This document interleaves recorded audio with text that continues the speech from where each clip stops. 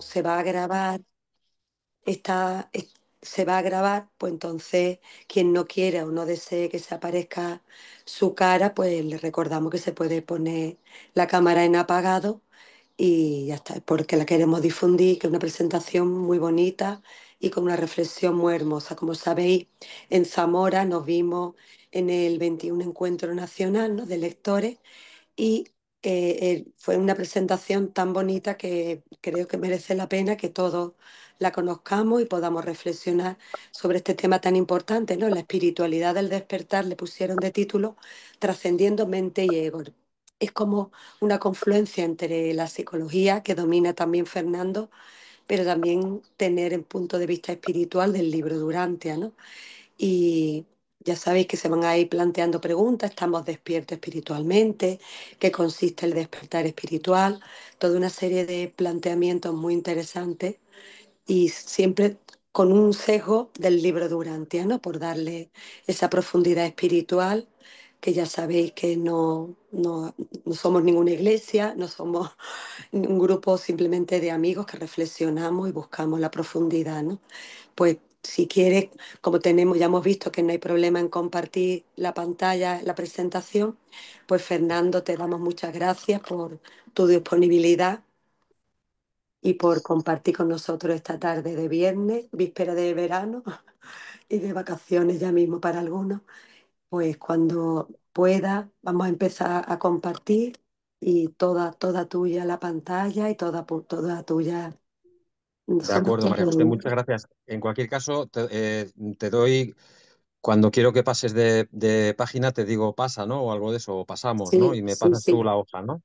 De acuerdo. exacto, sí, Bueno, pues nada, muy muchas bien. gracias a todos por asistir a esta presentación que ya la hicimos en Zamora. Para mí fue muy bonito presentarla y elaborarla también fue un trabajo que me inspiró bastante y espero que os guste. Luego, al final de la presentación, podéis hacerme las preguntas que queráis hacer.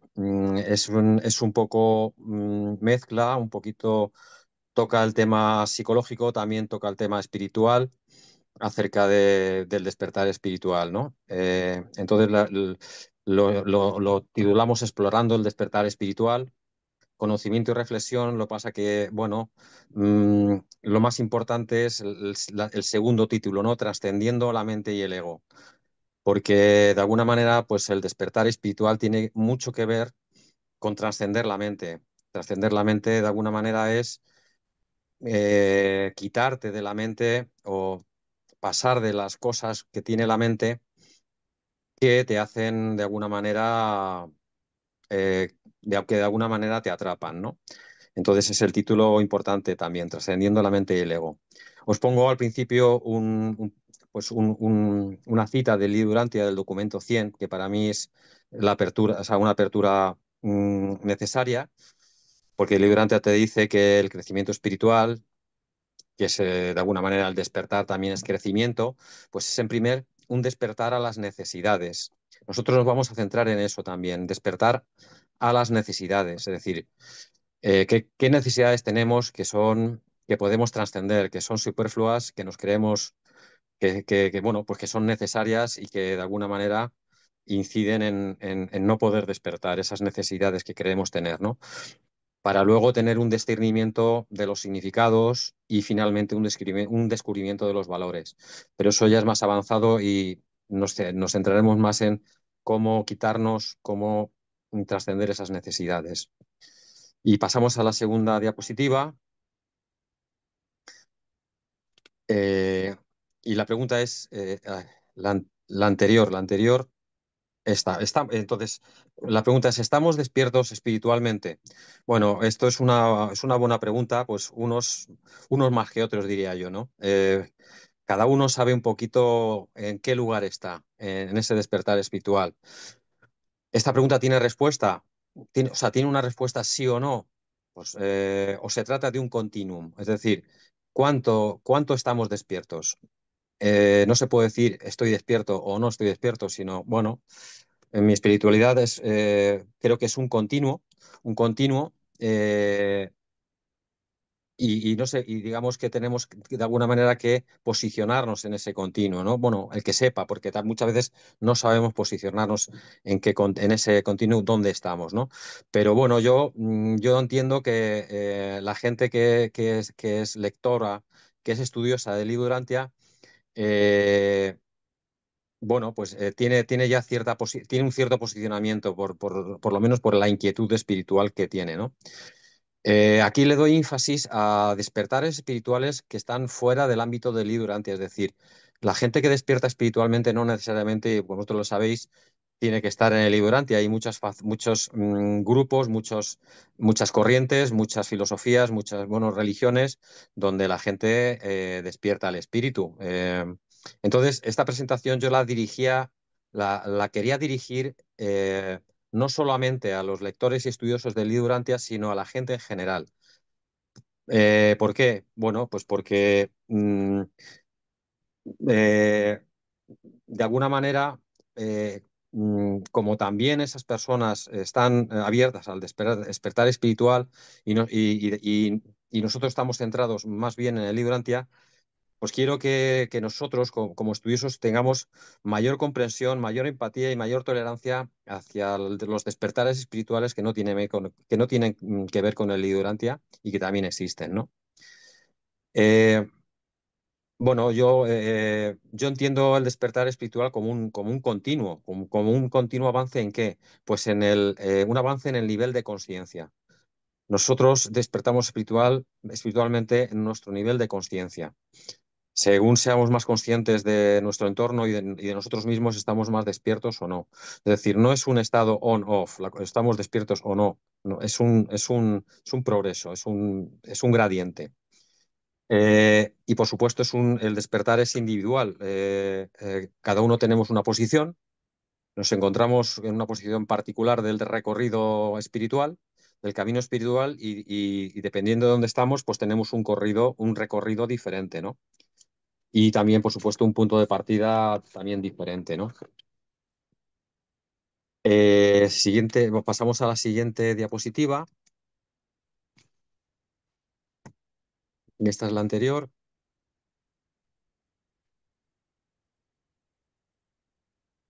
Eh, Aquí. Bueno, el despertar espiritual es un continuo, un proceso continuo del aumento de la autoconsciencia. Eh, que es ese aumento de la autoconsciencia, de la conciencia de nosotros mismos, de lo que somos realmente, nos permite liberarnos de patrones y de condicionamientos mentales y emocionales que son inconscientes o subconscientes. Vamos a llamarles subconscientes porque no es lo mismo, ¿no? Entonces, ese, digamos que esos condicionamientos mentales y emocionales, es posible por eso hago la pregunta, nos limitan el libre albedrío, es decir, según despertamos, en ese proceso de despertar espiritual y ese aumento de la autoconsciencia, de alguna manera nuestro libre albedrío se tiene que ver más, de alguna manera, más auténtico y más nuestro, ¿no? Y tiene que estar menos condicionado por esos patrones y esas barreras mentales que de alguna manera nos hemos creado desde que éramos pequeños, ¿no? Aquí doy una definición que bajo el punto de vista de Lee Durantia, un despertar espiritual lo reconoce como un reconocimiento cada vez más profundo de nuestra afiliación divina. Un reconocimiento cada vez más profundo de nuestra afiliación divina. Y también te lo dice, una trascendencia de la mente egocéntrica hacia una conexión cada vez mayor con el ajustador de pensamiento, es decir, con Dios dentro de nosotros.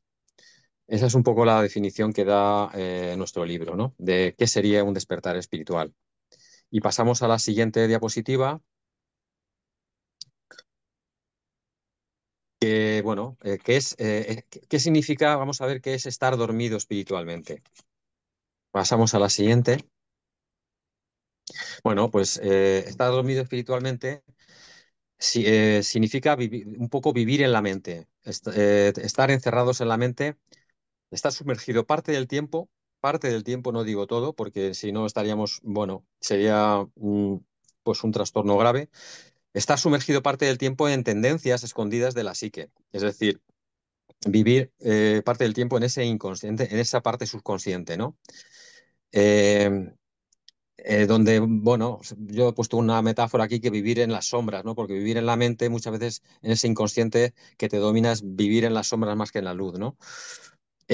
Son mentales, muchas veces son estados mentales ocultos, ocultos, ¿no?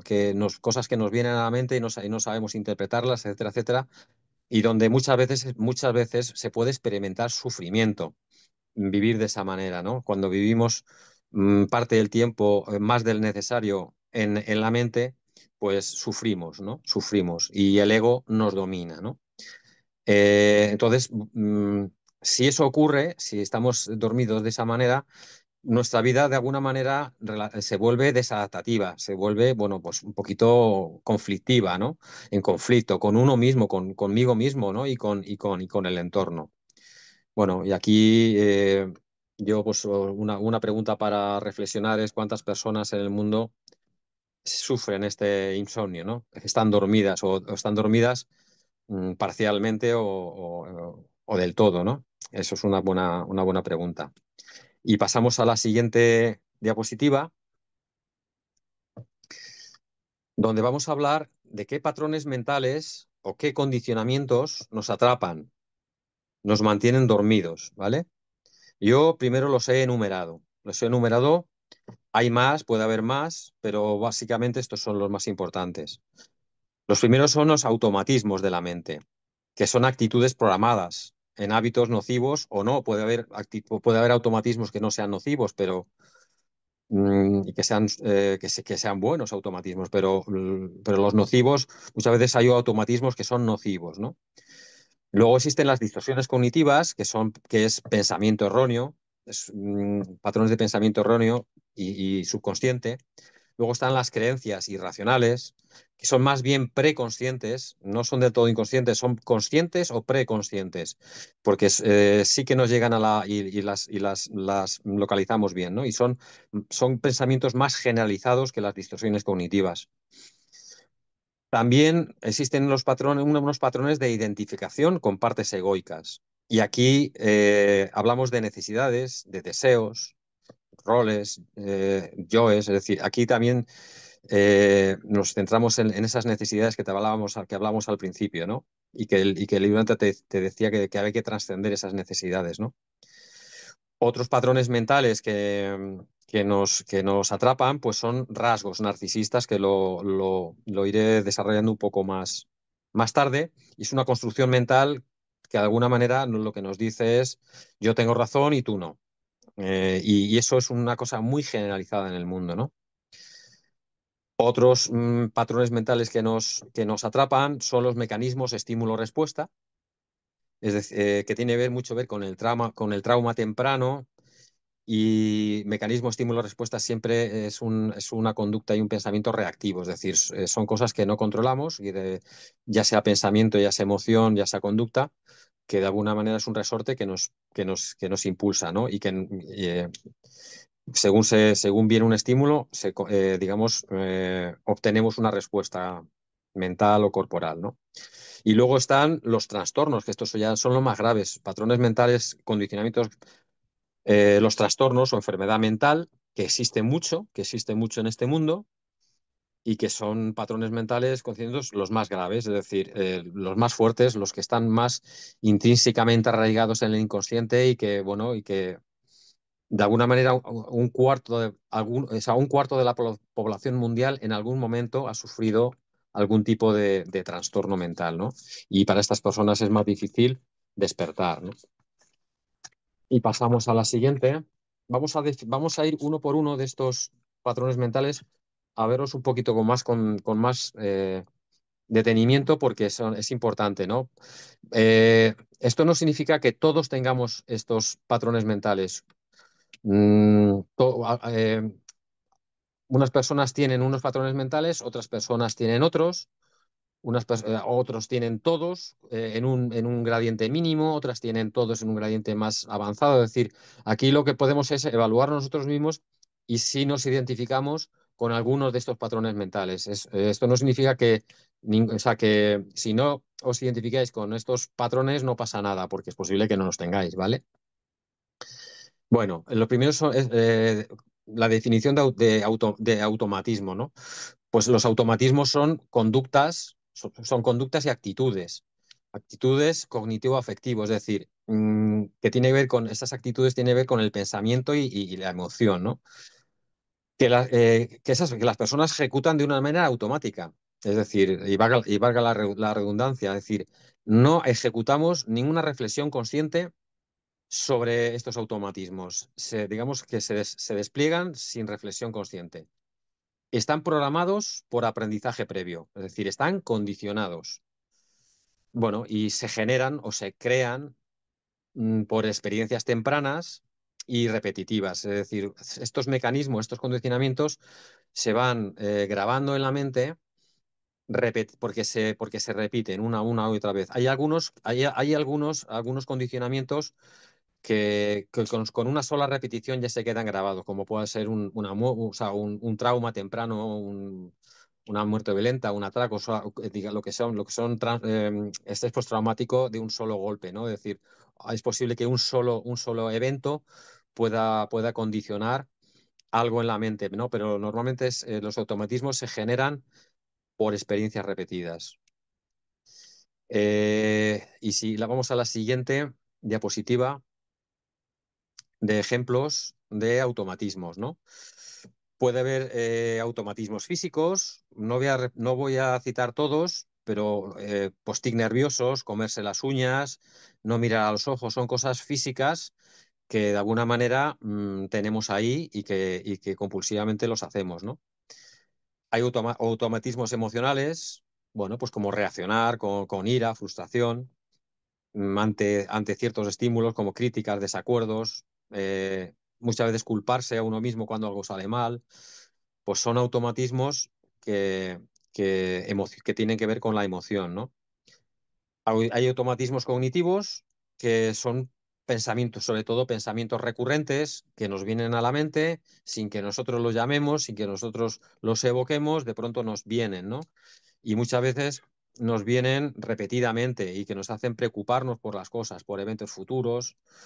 Si va más allá, se pueden convertir en obsesiones, etcétera. Conductuales. También hay automatismos conductuales. Muchas veces, bueno, yo he puesto un ejemplo, que por ahí hay muchos más. Por ejemplo, agresiones, anteciclos, acto hostil, motivador, acto hostil. Esto, si queréis, os lo explico más tarde. Es decir, muchas veces cuando hacemos algo mal a alguien, cuando hacemos un acto hostil contra alguien, esperamos que esa persona nos conteste y nos haga también algo a nosotros, ¿no? Y eso lo buscamos. Y ese motivador, esa cosa que buscamos que nos hagan a nosotros, lo encerramos, lo tomamos como un motivador para seguir haciendo otro acto hostil contra esa persona, ¿no? Y se convierte en un ciclo de agresión mutua, ¿no?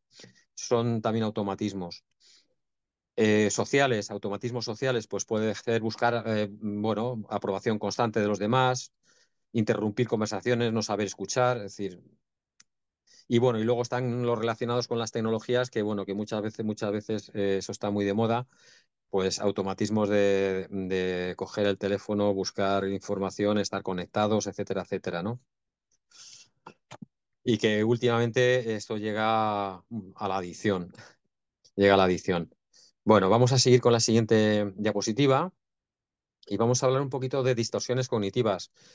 Muchas personas no pensamos bien, es decir, el pensamiento es incorrecto, es irracional, ¿no? Eh, es como pensamos mal, no sabemos pensar bien en muchos casos, ¿no? Son patrones de pensamiento erróneos o irracionales en la manera que interpretamos la realidad. Bueno, cuando el pensamiento es erróneo, muchas veces se generan emociones negativas y conductas desadaptativas, ¿no? Luego pondré algunos ejemplos de distorsiones cognitivas. Cuando estas distorsiones cognitivas se generalizan y se hacen un poco más conscientes, ¿qué puede pasar? Se tornan en lo que se llaman creencias irracionales, que también lo veremos.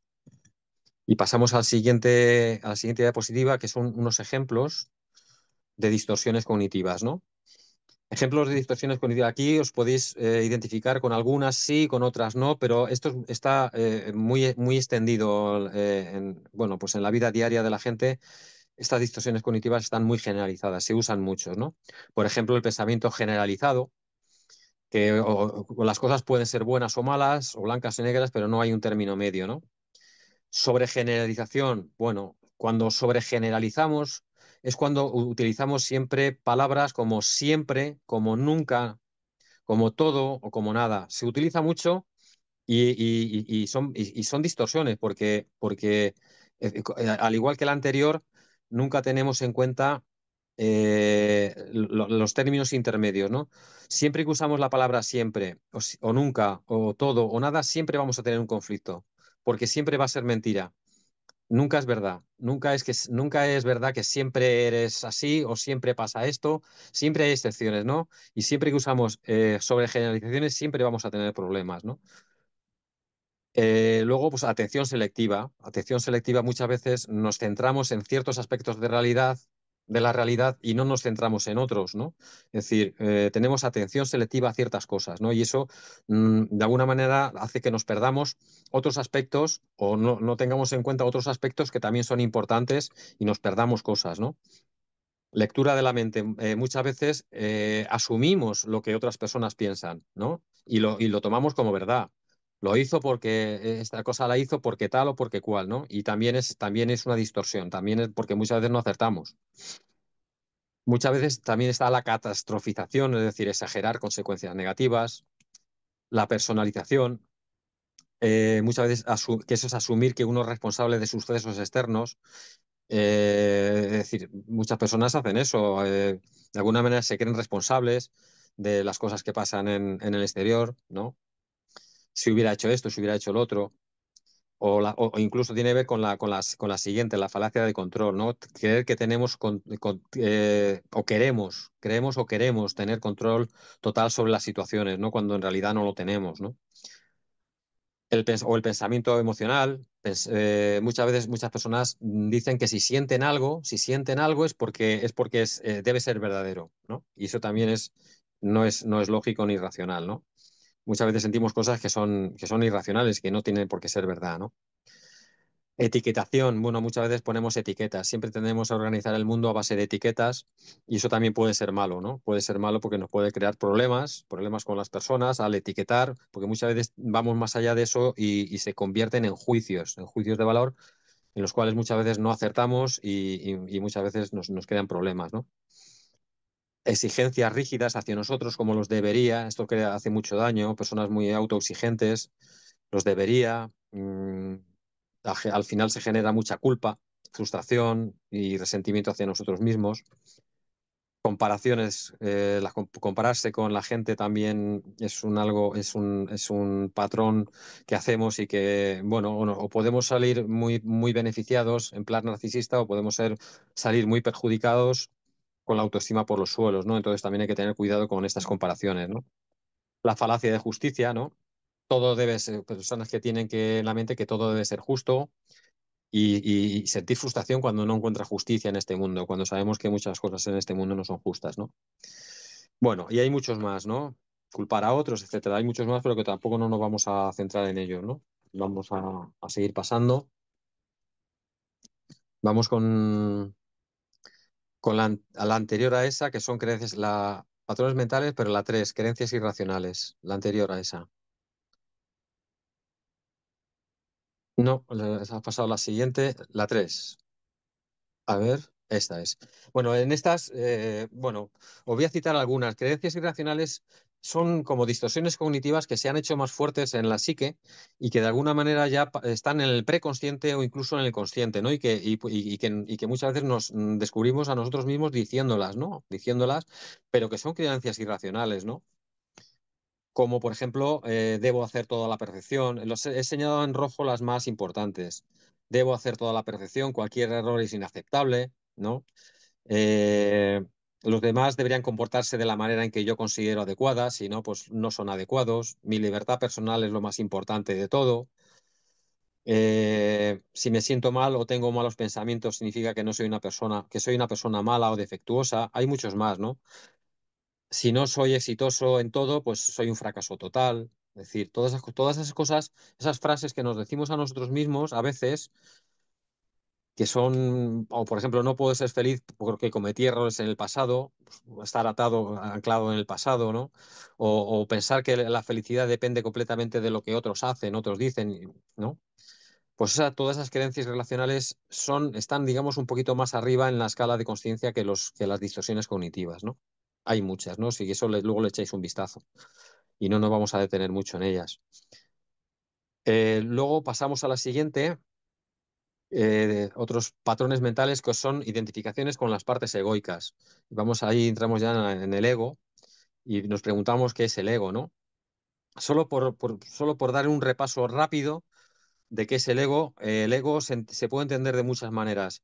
En la psicología freudiana, el ego y el yo, porque muchas veces se confunde, ¿no? ¿Qué es el ego o qué es el yo? En la psicología freudiana, el ego y el yo es lo mismo, porque luego existen otras entidades que son el ello y el superyo, ¿no? Pero en la psicología freudiana, yo y ego es lo mismo. Luego en la psicología humanista y transpersonal, que el vídeo que vimos en Zamora era un vídeo de psicología transpersonal, el ego es una construcción mental, es algo que construimos, mientras que el yo, pues es, digamos, la identidad consciente que somos, ¿no? Y luego hay otras filosofías, espiritualidades, donde, bueno, incluso, bueno, filosofías orientales, donde el ego, pues es una falsa identidad que nos creamos. O sea, es algo creado, una falsa identidad, mientras que el yo, pues sería, pues la parte más esencial del ser, ¿no? Aquí también el ego y el yo son opuestos. Entonces, bueno, nosotros en rojo he puesto la decisión un poco lo que considera el Lidurantia. El Lidurantia considera que el ego, que la entidad ego es el yo material. El yo material, que es la entidad ego de la identidad humana, depende del funcionamiento continuo del vehículo vital material, ¿no? O sea, que de alguna manera identifica la entidad ego con el yo material. Y por último, yo he puesto una conclusión, bueno, más personal de lo que sería en realidad el ego, ¿no?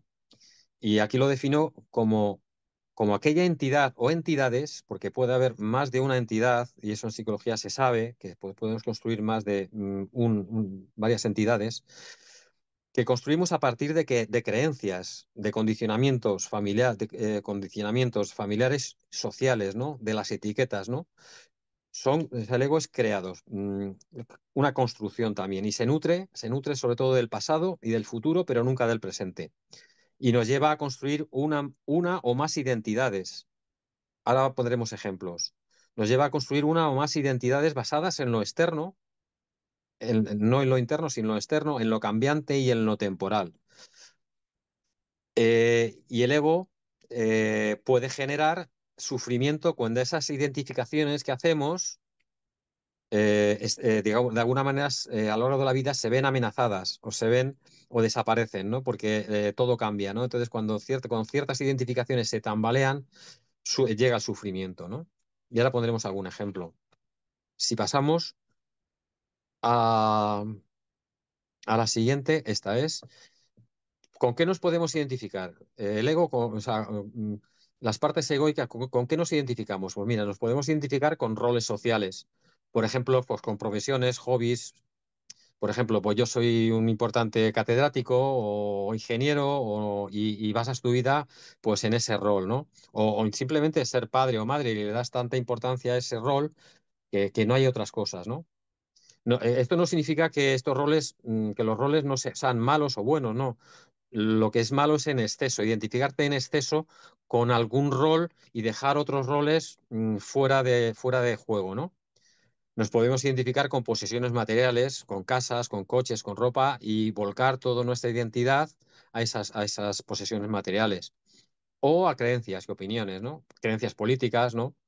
Perfectamente. Con emociones.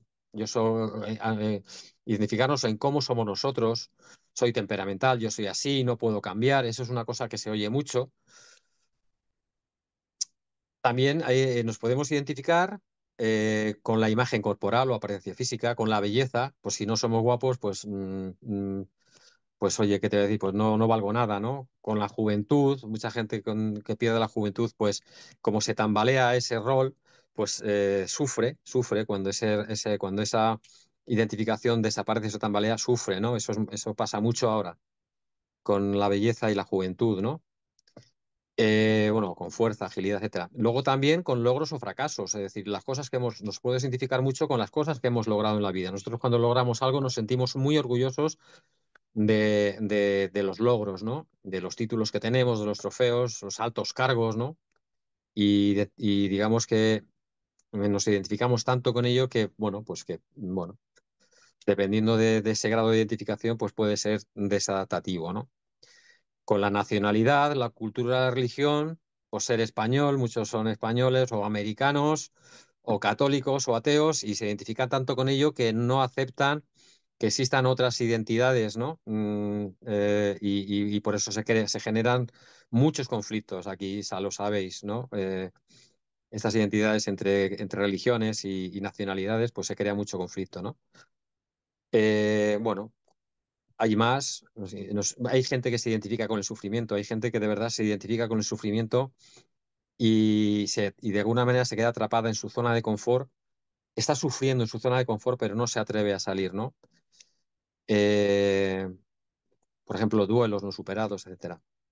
Luego también con lo que hemos hablado antes, con las necesidades, que las necesidades, bueno, todo el mundo sabe que no es más feliz el que más tiene, el que más tiene, sino el que menos necesita, ¿no? Y cuando nos identificamos con las necesidades y los deseos, pues yo necesito esto, yo necesito para ser feliz necesito un camión, cosas de esas, ¿no? Es decir, pues, o necesito yo qué sé, una profesión, necesito esto, necesito lo otro, siempre estamos necesitando cosas, ¿no? Bueno, pues identificarnos con esas partes en extremo, pues también nos hace sufrir, ¿no? Sobre todo necesidades, por ejemplo, de seguridad física o económica, necesidad de control de las cosas externas. Muchas personas son, bueno, pues fanáticas del control externo, todo tienen que tener controlado, ¿no? Otras con reconocimiento, necesidad de reconocimiento, ser reconocida, ser admirada, tener liderazgo, poder. Y luego, por último, quiero nombrar el ego espiritual, ¿no? El ego espiritual, que es uno de los más peligrosos. Cuando nos identificamos bueno, pues con nuestro crecimiento espiritual, con nuestra perspicacia, con nuestra sabiduría espiritual, ocurre mucho en las escuelas, en las iglesias, en las corrientes filosóficas y espirituales, ocurre en los gurús, por ejemplo, ocurre mucho en los gurús. eh, pues es muy peligroso, ¿no? Tener ese ego espiritual. Bueno, vamos a la siguiente, que son, para mí, quizá el mayor mal de este mundo, que son los rasgos narcisistas, ¿no? El narcisismo es un rasgo de la personalidad, pero no de la personalidad con el sentido urantiano de lo que es la personalidad, sino en personalidad psicológica, ¿no? En el sentido psicológico. Porque los narcisistas sabemos que tienen una imagen autoinflada, una necesidad excesiva de admiración, eh, carecen de empatía hacia los demás y en todo se nos manifiesta en pequeñas dosis. Todos de alguna manera tenemos ciertos rasgos narcisistas, ¿no? Pero cuando eso llega a un extremo, pues existe un trastorno, en psiquiatría y psicología existe un trastorno grave que es el trastorno narcisista de la personalidad. Y tiene nombre y está bien diagnosticado, ¿no? El narcisismo es una construcción mental como otra cualquiera. Y son las personas que se empeñan bueno, que ellas son las más listas, las que saben todo, las que tienen el control de todo el conocimiento y las que tienen razón siempre y los demás no, ¿no? Son personas que buscan la admiración mmm, y sobre todo, bueno, como he dicho antes, tienen cierta carencia de empatía, minimizan a otros, tienen sentido de superioridad, manipulan, etcétera. Y como os he dicho, todos tenemos algún tipo de rasgo narcisista, es un continuo, y nosotros nos podemos posicionar en ese continuo. Desde lo más bajo, el continuo, o sea, el punto más bajo es una baja autoestima, donde el narcisista, o sea, no existe prácticamente narcisismo porque la persona no se quiere nada y tiene un autoconcepto de sí misma muy bajo, hasta lo más alto, que sería el trastorno narcisista, ¿no? Pero ya os digo que yo veo mucho narcisismo en este mundo yo creo que todos los conflictos, muchos de los conflictos que existen a nivel personal, a nivel grupal, a nivel nacional e internacional, pues básicamente es narcisista. Bueno, vamos por último a los mecanismos de patrones mentales, bueno, no, los últimos, no los penúltimos, que son los mecanismos estímulo-respuestas. Esto existe mucho porque un condicionamiento, los mecanismos estímulo-respuesta son condicionamientos muy potentes. Es decir, cuando sufrimos un trauma, cuando sufrimos traumas o sucesos negativos, sobre todo en la niñez, todo eso se queda grabado en el inconsciente. No solamente con hechos físicos o accidentes, sino con evaluaciones, con críticas, con, bueno, pues con desconsideraciones psicológicas, con falta de atención, con todo ese tipo de cosas se quedan grabadas en la mente, ¿no? Eh, bueno, un mecanismo de estímulo-respuesta es un resorte donde cuando existe un estímulo, ya sea interno, como un pensamiento, o externo, pues como una luz o alguien que te habla, pues obtenemos una respuesta. Bueno, las respuestas pueden ser múltiples, ¿no? Y eso también nos condiciona. Son patrones mentales que muchas veces no podemos controlar, ¿no? Y que sería bueno controlarlos, ¿no?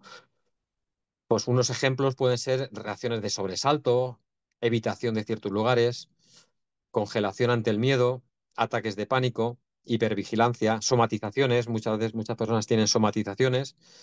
eh, Como ciertos dolores, ciertas tensiones, ciertas sudoraciones o taquicardias, básicamente tienen origen psicológico, ¿no? De estímulo-respuesta, son desencadenantes, ¿no? Que nos llegan al cuerpo, pero que tienen ese resorte, estímulo-respuesta, ¿no?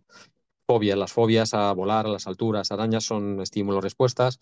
El estrés postraumático, cuando existen traumas, pues cualquier estresor interno o externo puede reestimular ciertos síntomas propios del estrés postraumático, ¿no? Como, bueno, pues como flashes en la mente, dolores, miedos, incluso disociaciones, te disocias de la mente y tienes de alguna manera comportamientos incluso psicóticos, ¿no? Y luego otros mecanismos de estímulo-respuesta quizás menos conocidos, pero que es verdad, son las enfermedades. Hay enfermedades psicosomáticas que muchas veces muchas de ellas nos ocurren y no las clasificamos o no tomamos conciencia de que son psicosomáticas, ¿no? Como ciertas gastritis o cefaleas o bruxismo. He puesto algunos ejemplos aquí. Ciertas urticarias incluso en la piel, ciertos asmas, migrañas, cefaleas y muchas veces el insomnio y algunos tipos de cáncer. No te digo que todos, y no quiero decir que todas estas sean psicosomáticas, pero en gran parte muchas son psicosomáticas, ¿no? A ciertos cánceres de mama, de colon, gástrico, también pueden ser psicosomáticas, ¿no? Bueno, y por último, de estos patrones mentales que nos hacen estar dormidos, ya vamos a los trastornos. Es decir, existe mucha enfermedad mental en Urantia, existe mucha enfermedad mental. Enfermedad mental son trastornos, ¿no? Ya os he dicho que un cuarto de la población en algún momento de la vida sufre estos trastornos, ¿no? Y son personas que tienen que despertar y tienen que parten de un punto de partida diferente al de otros, ¿no? Pero hay que tenerlo en cuenta, ¿no? Existen personas con trastornos del estado de ánimo, como depresiones, bipolaridad, etcétera, o los trastornos de ansiedad generalizada, como trastorno obsesivo compulsivo, agorafobia, etcétera. Existen muchos trastornos de la personalidad, por ejemplo, de apego, antisocial, límite o borderline, narcisista, dependiente, etcétera. Y luego lo más grave son trastornos psicóticos, ¿no? Como la esquizofrenia, ¿no? Y pues, por supuesto, los más extendidos son los trastornos adictivos. ¿Cuántas personas no tienen adicciones o no han tenido adicciones a algo en esta vida, ¿no? A sustancias, a juego, a sexo, al trabajo, es decir, a cualquier cosa te puedes hacer adicto, ¿no? Y cuando estas adicciones, digamos, bueno, cuando existen este tipo de trastornos, pues las personas lo tienen mucho más difícil para despertar, ¿no? Es un despertar mucho más complicado. Bueno, y ya hemos acabado un poquito el que es estar dormido. dormido al espíritu, todos esos patrones que nos hacen de estar dormidos al espíritu. Y vamos a ver un poquito qué significa despertar. Vamos a pasar de diapositiva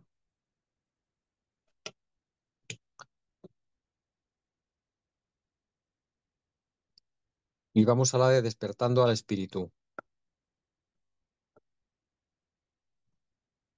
A ver, despertando al espíritu, vale. Despertando al espíritu y pasamos. ¿Qué significa estar despertando al espíritu? Vamos a hablar un poquito de qué dice el libro Urantia acerca de que estar despertando al espíritu.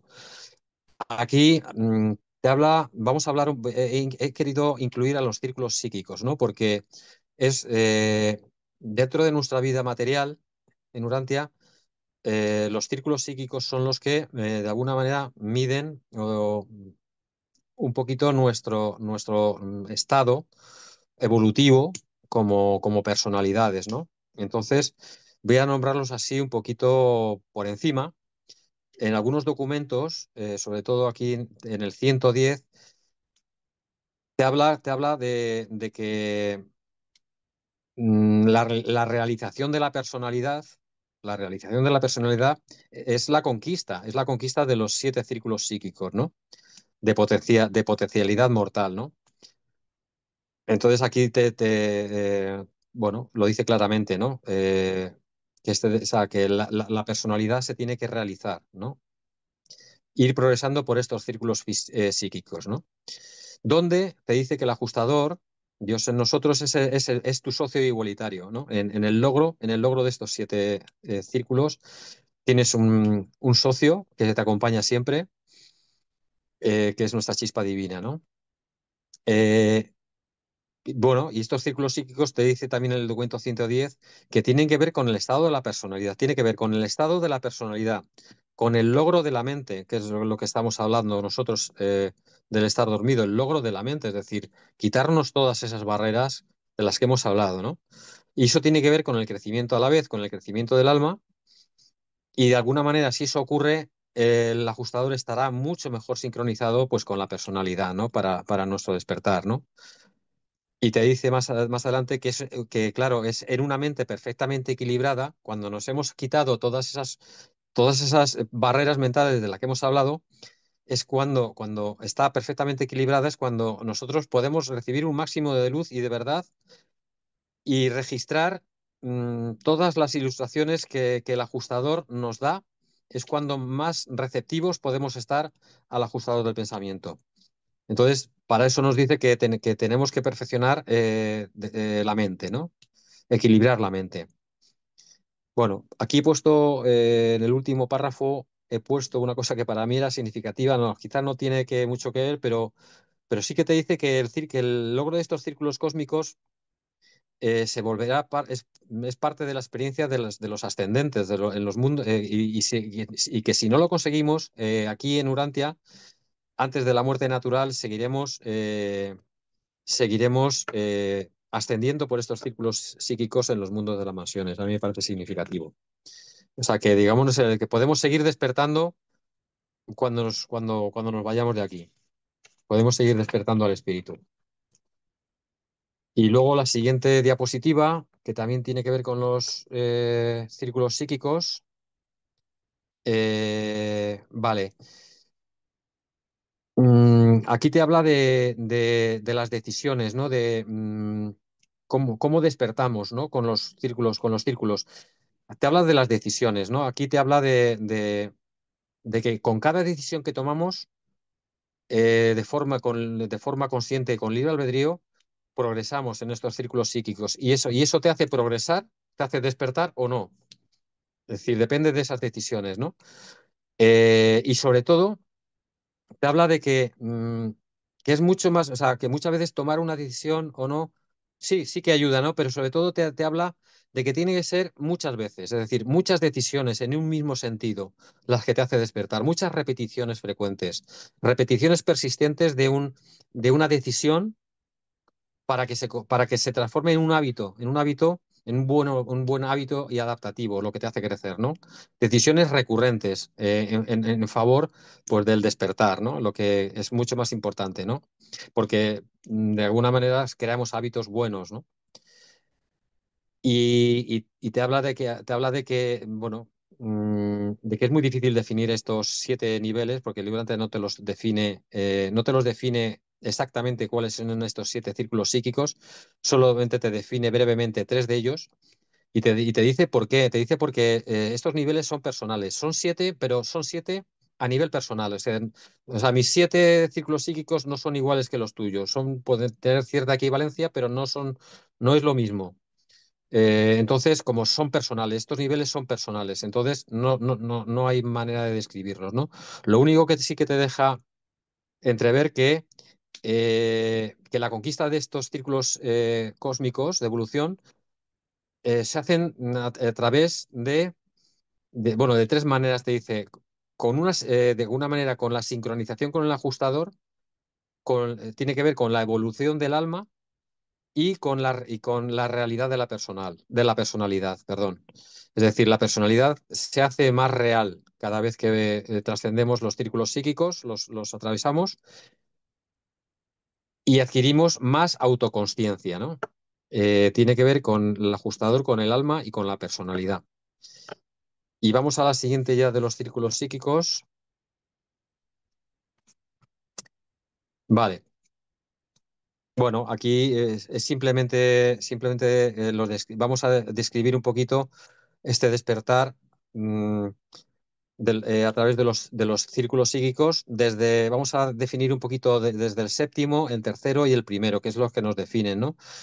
Digamos que empezamos a despertar en el séptimo círculo muy tempranamente, cuando desarrollamos las elecciones personales, es decir, cuando se desarrollan los poderes de elección personal. Bueno, aquí supongo que es cuando haces tu primera elección moral y recibes ayudas de los 7 espíritus adjutores o guiantes de la mente, la influencia sobre todo de los 2 últimos, del espíritu de la sabiduría y de la adoración, eh, y sobre todo la recepción del ajustador de pensamiento. Digamos que en ese momento es cuando de alguna manera te vuelves un ciudadano potencial del universo local y es cuando empezamos a despertar. De alguna manera empieza nuestro camino, ¿no?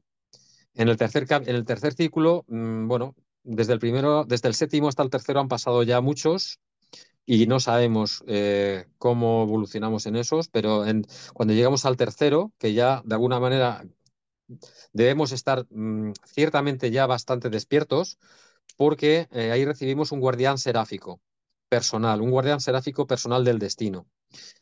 Y es donde empezamos a morontelizar la mente de una manera mucho más efectiva, ¿no? Y luego te habla del primer círculo, bueno, que es cuando el ajustador puede hablar directa y inmediatamente con nosotros, ¿no? Es decir, digamos que en ese momento podemos decir que nuestro despertar puede estar completo o casi completo. Pero bueno, eso no sabemos si será aquí o será más allá, eso ya no lo sabemos, ¿no? Eh, por último, en el último párrafo de esta diapositiva he puesto algo importante, ¿no?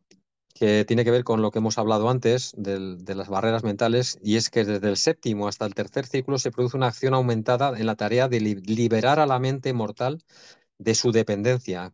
Te habla de liberar a la mente mortal de su dependencia de las realidades y de los mecanismos de la vida material. Esos mecanismos que hemos descrito anteriormente y que eran barreras mentales, ¿no? Bueno, y ya vamos a ver un poquito cuáles son las claves del despertar en la siguiente diapositiva. Bueno, las claves de despertar. Primero decir que el despertar espiritual es un proceso individual, es individual. Cada uno tiene su momento o sus momentos, porque no existe un despertar, mm, digamos, bueno, puede existir. Cada uno lo tiene a su manera. Uno puede tener un despertar vital, pues digamos, de golpe, ¿no? Yo no digo que no exista, puede ser, ¿no? Pero cada uno tiene su momento o sus momentos, ¿no? Progresivos de ese despertar, ¿no? Y eso esos momentos, ¿cuándo? Pues puede darse sobre todo en crisis vitales. Cuando superamos crisis vitales, crecemos mucho, ¿no? Otros, esos despertares espirituales pueden ser innatos. Hay personas que innatamente pues pueden ya estar muy despiertas espiritualmente, ¿no? Pero sobre todo gradualmente con la experiencia vital, ¿no? Y yo os pongo aquí que despertamos cada vez que, bueno, hizo en el vídeo de psicología transpersonal que vimos y que tenéis vosotros, no sé si lo habéis visto todos, te hablan de insight, de darse cuenta, ¿no? Cada vez despertamos al espíritu cada vez que tenemos un darse cuenta de algo, ¿no? Un insight, en psicología se llama insight, ¿no? Nos damos cuenta de algo positivo, de un patrón mental que que de alguna manera nos atrapa y que al darte cuenta ya pones, digamos, las herramientas, pones la determinación, pones la voluntad y tu libre albedrío para superar ese patrón mental, ¿no? Nos damos cuenta de que tenemos pues, una barrera que debemos superar, ¿no? Y cuando nos damos cuenta es cuando de esas cosas es cuando empezamos a despertar, ¿no? Y en ese momento sabemos sabemos perfectamente que existen, poco a poco, que existen otras realidades. Y claro, cuando nos damos cuenta de que la realidad en la que estábamos viviendo nos atrapa y no era real, no era verdadera, hay otras cosas, ¿no? Nos damos cuenta de que existe otra realidad, o sea, existe otra realidad diferente, superior, más espiritualizada, es decir, existe otra cosa, eh, otra realidad incluso que no es material, porque nos damos cuenta que nuestra mente puede ser mm, mm, mucho más hábil, ¿no? Y nos damos cuenta que dentro de nosotros existe algo bueno, nosotros mismos que no es material, ¿no? Aunque nos damos cuenta de que existe una realidad que no es material, aunque no sea simplemente a nivel de personalidad, sino de valores, ¿no? Nos damos cuenta de que estamos creciendo en valores, ¿no? Incluso de fe o no, ¿no? Porque hay algunos que crecen en valores, pero bueno, en fe, pues bueno, hay personas que no son creyentes y que también pueden despertar a ciertos valores y realidades espirituales y que, bueno, tienen su fe, pero no fe religiosa, ¿no? Bueno, aquí os hago una pregunta. ¿Cuándo hemos empezado a despertar nosotros? ¿Con el libro Durante hemos despertado o hemos empezado a despertar? ¿O antes? Pues, muchos de nosotros pues hemos estado buscando toda la vida, ¿no? Hemos estado buscando despertar mucho antes del libro y vamos dando pasos, ¿no? Y con el libro Durante ayer, por ejemplo, pues he dado un paso superior, ¿no? Claves del despertar, la siguiente, claves del despertar 2 no sería el cuándo, sino el cómo. Bueno, el cómo también es individual, es decir, cada uno tiene su forma de despertar. No podemos dar que todo el mundo tenemos que despertar de la misma manera al espíritu, ¿no? Aquí también existe el gradiente evolutivo espiritual, pues requiere de estrategias y herramientas concretas, ¿no?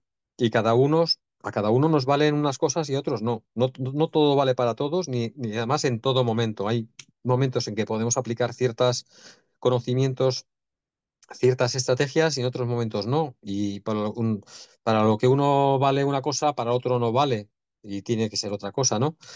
También pueden ser procesos más lentos, puede haber procesos más lentos, otros pueden ir más rápidos, puede haber etapas donde avancemos mucho, otras avancemos menos. ¿Por qué? Pues porque unos llevamos más mochila, ¿no? Esas barreras mentales que hablamos son esa mochila que llevamos, unos la llevamos más pesadas y otros más ligeras, ¿no?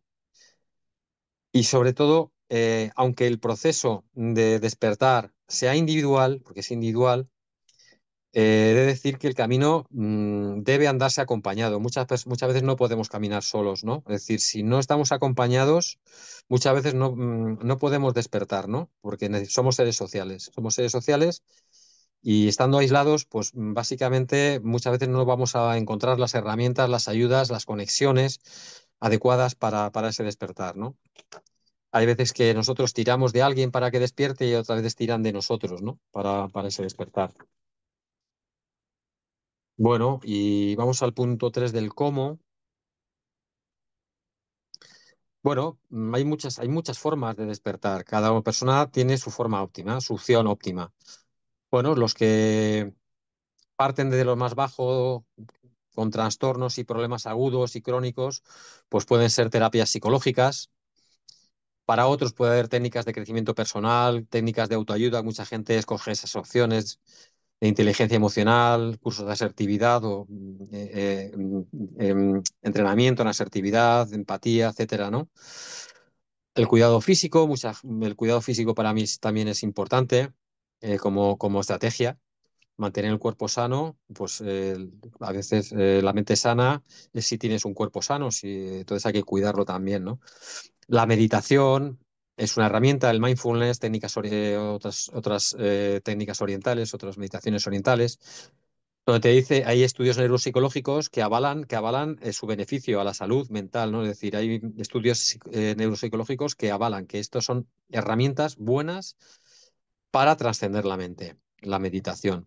También la respiración consciente, ¿no? Para tener un control más rápido de las emociones y entrar más rápidamente en meditación. Hay otras técnicas de relajación, visualización que son efectivas, ¿no? Y también están, bueno, el Librante te propone también como técnicas de crecimiento personal superiores, pues la oración y la adoración. Es decir, son procesos más avanzados donde se trabajan procesos como la fe, bueno, proceso, ¿no? Pero la fe, digamos, cultivar la fe y cultivar la práctica de la oración y la adoración y la oración, pues pueden ser técnicas de conocimiento personal superiores cuando las personas han alcanzado cierto nivel. Por supuesto, si estás en un nivel bajo, una persona que tiene un trastorno de ansiedad, por ejemplo, pues muchas veces estas cosas pues no les van a valer, no les van a valer, ¿no? Cada uno tiene su proceso, ¿no? En el momento adecuado. Y también conocimiento de la realidad. El libro te da conocimiento, o sea, la verdad, el conocimiento de la verdad, de la realidad. También es una técnica de crecimiento personal, buscar la verdad, ¿no? El libro te habla de ciencia, de filosofía, de psicología, de historia, y es una técnica como otra cualquiera, efectiva, ¿no? De crecimiento. Y también he puesto, no lo pongo aquí, pero lo he puesto yo en mis apuntes personales como el servicio. El servicio a los demás, no lo tenéis ahí puesto, pero yo lo añado, si queréis apuntarlo. El servicio es una técnica también superior, y el libro lo dice. Es decir, con el servicio crecemos. El servicio bueno, pues a la sociedad, a nuestros hermanos, nos hace estar cada vez más elevados en el espíritu, ¿no? Y luego ya pasamos ya al punto 4 del cómo. Simplemente dar porque como me pedían que diera herramientas concretas para practicar, pues yo he puesto la más inmediata, la más a mano que tenemos todos, es la meditación, ¿no? Como una herramienta poderosa para calmar la mente, o sea, la que tenemos para calmar la mente y el ego en ciertos momentos, bueno, depende, ya os he dicho que depende de cada uno y depende del estado y del momento, ¿no? Pero, pero la meditación es una de las más poderosas, ¿no? Quizás antes de meditar hay que hacer ciertas, digamos, recargar energía mediante la respiración, ¿no? Pero la meditación consiste en estar ahí, en tiempo presente. Digamos que es la meta, cómodamente y percibiendo. Se trabaja la atención, es decir, la conciencia, incluso la autoconsciencia, donde se tiene que atender a todo lo que existe a nuestro alrededor, tanto exterior como interior. Estar atento a todo. Es decir, centrarse en todo lo que ocurre. Y cualquier evento que pasa, tanto externo como interno, no reprimirlo, no rechazarlo, dejarlo que esté ahí, ¿no? Sin embargo, no identificarse con ello, ¿no? Aquí en meditaciones muchas personas no pueden meditar porque se identifican. Muchas veces nos llega un evento mental y digamos que te encierras en un ciclo de pensamiento, te atrapa, el pensamiento te atrapa y te engloba y te embulle en una masa de inconsciencia. Y muchas veces no te das cuenta ni que estás pensando y de pronto sales de esa masa de inconsciencia y te das cuenta de que estabas metido en la mente, ¿no? No identificarse, pues lo que hemos hablado, ¿no? De qué cosas, qué ideas nos llegan a la mente te llega un pensamiento y te identificas con él, pues no identificarse con los pensamientos, con las emociones que nos llegan, ¿no? Dejar fluir, todas las cosas que nos vayan llegando las vamos dejando pasar, que fluyan, ¿no? Esas son las, digamos, digamos, los kits de la cuestión para saber meditar bien. No es fácil, requiere mucha práctica, ¿no? Pero bueno, es quizá la herramienta más a mano y poderosa que podamos tener en cierto nivel evolutivo, ¿no? Tipos de meditación, existe meditación terapéutica, existe meditación para el bienestar personal y psicológico, y también existe una meditación más espiritualizada, ¿no? Previa, pues al que quiera al que quiera hacer una oración o una adoración, ¿no? Y para terminar, pues pasamos a la siguiente diapositiva, ya que es el logro del espíritu. El logro del espíritu, ¿qué significa haber logrado el espíritu? Pues pasamos y bueno, ¿qué significa el logro del espíritu? Pues muchos habremos logrado ser más espirituales, ¿no? Pero yo creo que esto nunca tiene fin. Es decir, lograr el espíritu, pues supongo cuando logremos el ajuste con nuestra chispa divina, pues posiblemente sea el sumum del logro del espíritu, pero incluso hay camino por delante después de ese ajuste con la chispa divina, ¿no? Cuando fusionemos con el ajustador, hay también camino espiritual por delante, ¿no? O sea que yo creo que es un camino infinito, ¿no? Hasta llegar al Padre, ¿no? Pero yo lo nombro aquí cosas que podemos de alguna manera identificar como que hemos logrado cierto conexión o digamos cierto nivel espiritual, ¿no? Bueno, pues mayor conexión con nuestro espíritu interior, el ajustador de pensamiento. Cuando hemos desaprendido muchos de esos patrones mentales nos hemos liberado de esos mecanismos que nos condicionaban, ¿no? Es decir, nos hemos descondicionado de esas cosas, esos patrones mentales que nos atrapaban.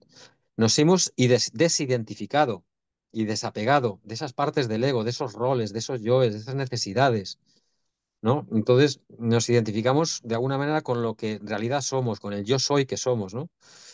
Eh, Cuando hemos adquirido autocontrol sobre nosotros mismos, sobre nuestra conducta, sobre nuestra emoción y sobre nuestro pensamiento, ahí hemos logrado ya mucho de espíritu, ¿no? Cuando vivimos en el ser, cuando vivimos en el ser, más que en el hacer o en el tener, es decir, cuando muchas personas las ves que se están empeñando en tener cosas o en hacer cosas, bueno, son gradientes, hay que pasar por ellos y hay que crecer, pero cuando vives en el ser, digamos que cuando le das menos importancia a tener cosas, a hacer cosas, y puedes simplemente estar siendo en tu casa, en tu sofá o en el parque o en donde estés, simplemente siendo, ya has logrado algo del espíritu, ¿no? Has logrado algo del espíritu cuando tu nivel de autoconsciencia ha aumentado, ¿no? Que es cuando te das cuenta muchas veces de qué soy, quién soy yo, ¿no? Que soy yo como personalidad. Yo soy el observador, yo soy el que observa, el que está ahí, el que soy consciente de mí mismo, ¿no? El que tiene conciencia de conciencia. Cuando te das cuenta de que eres un ser autoconsciente y pues has logrado mucho del espíritu, ¿no? Y cuando has trascendido cosas que no eres, como, como que no soy, no eres cuerpo, no eres pensamiento, no eres emoción, todo eso son posesiones, pero no eres todo eso, ¿no? Cuando te das cuenta de todo eso, has logrado espíritu, ¿no? Se ha logrado una integración del ser, de la personalidad, y has logrado cierta paz interior, ¿no?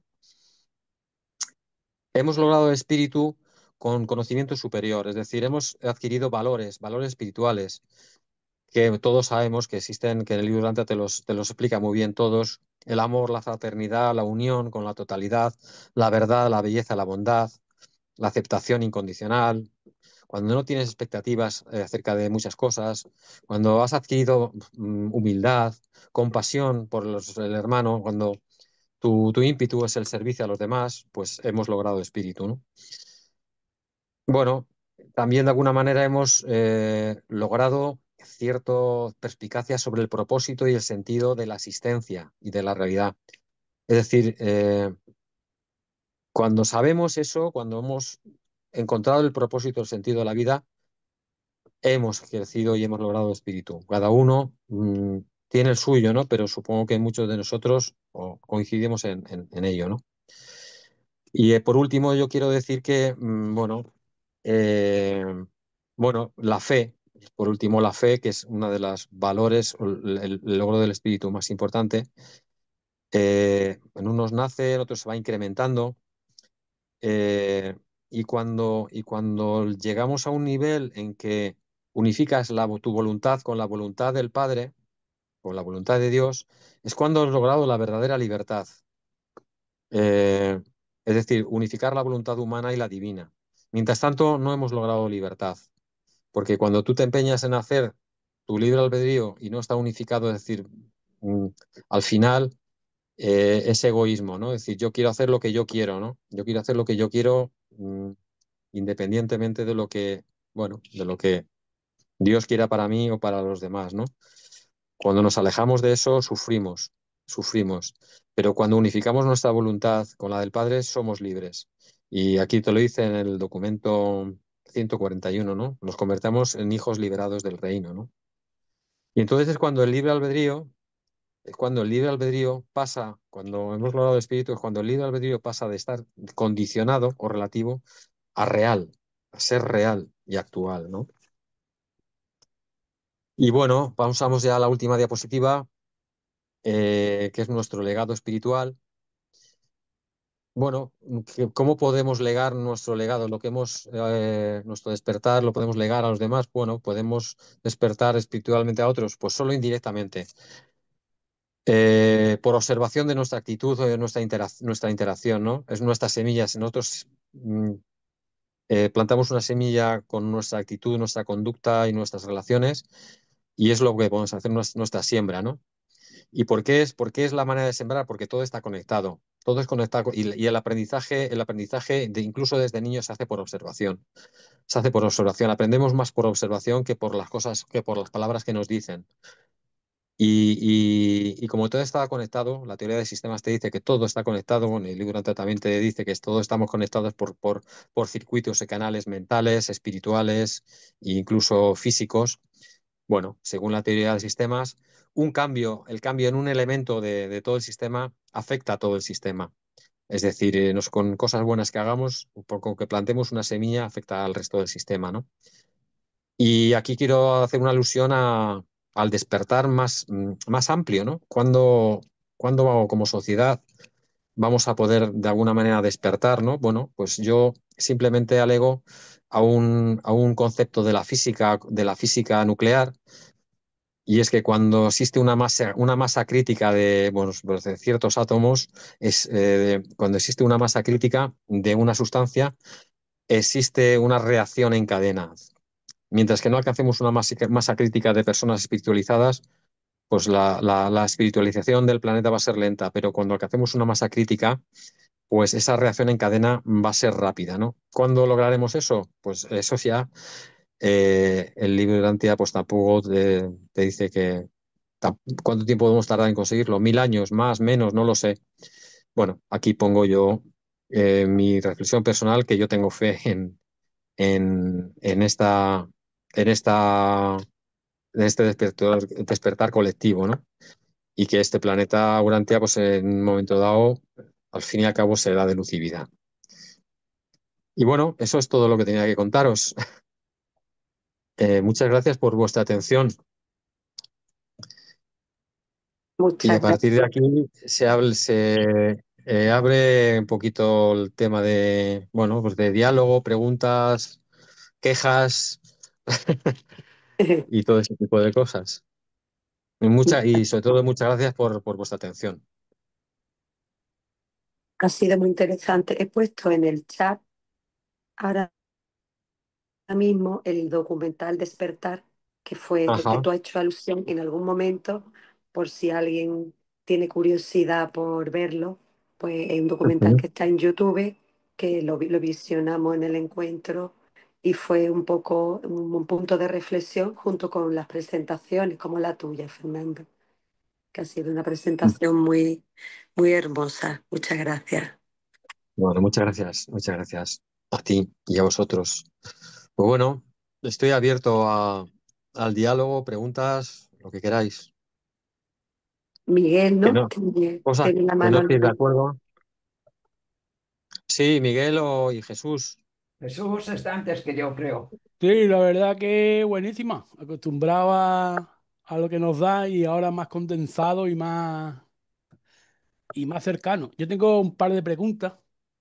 Ujú. La primera es en ese darse cuenta Sí, que puede ser mental sí. porque te das cuenta de que no está por los derroteros adecuados y te Ujú, das cuenta, o puede ser también emocional, que bueno, ujú. sientes que tus actos y tu devenir no conducen a nada, ¿no? Y tal, ¿no? Y te das cuenta, pero yo creo que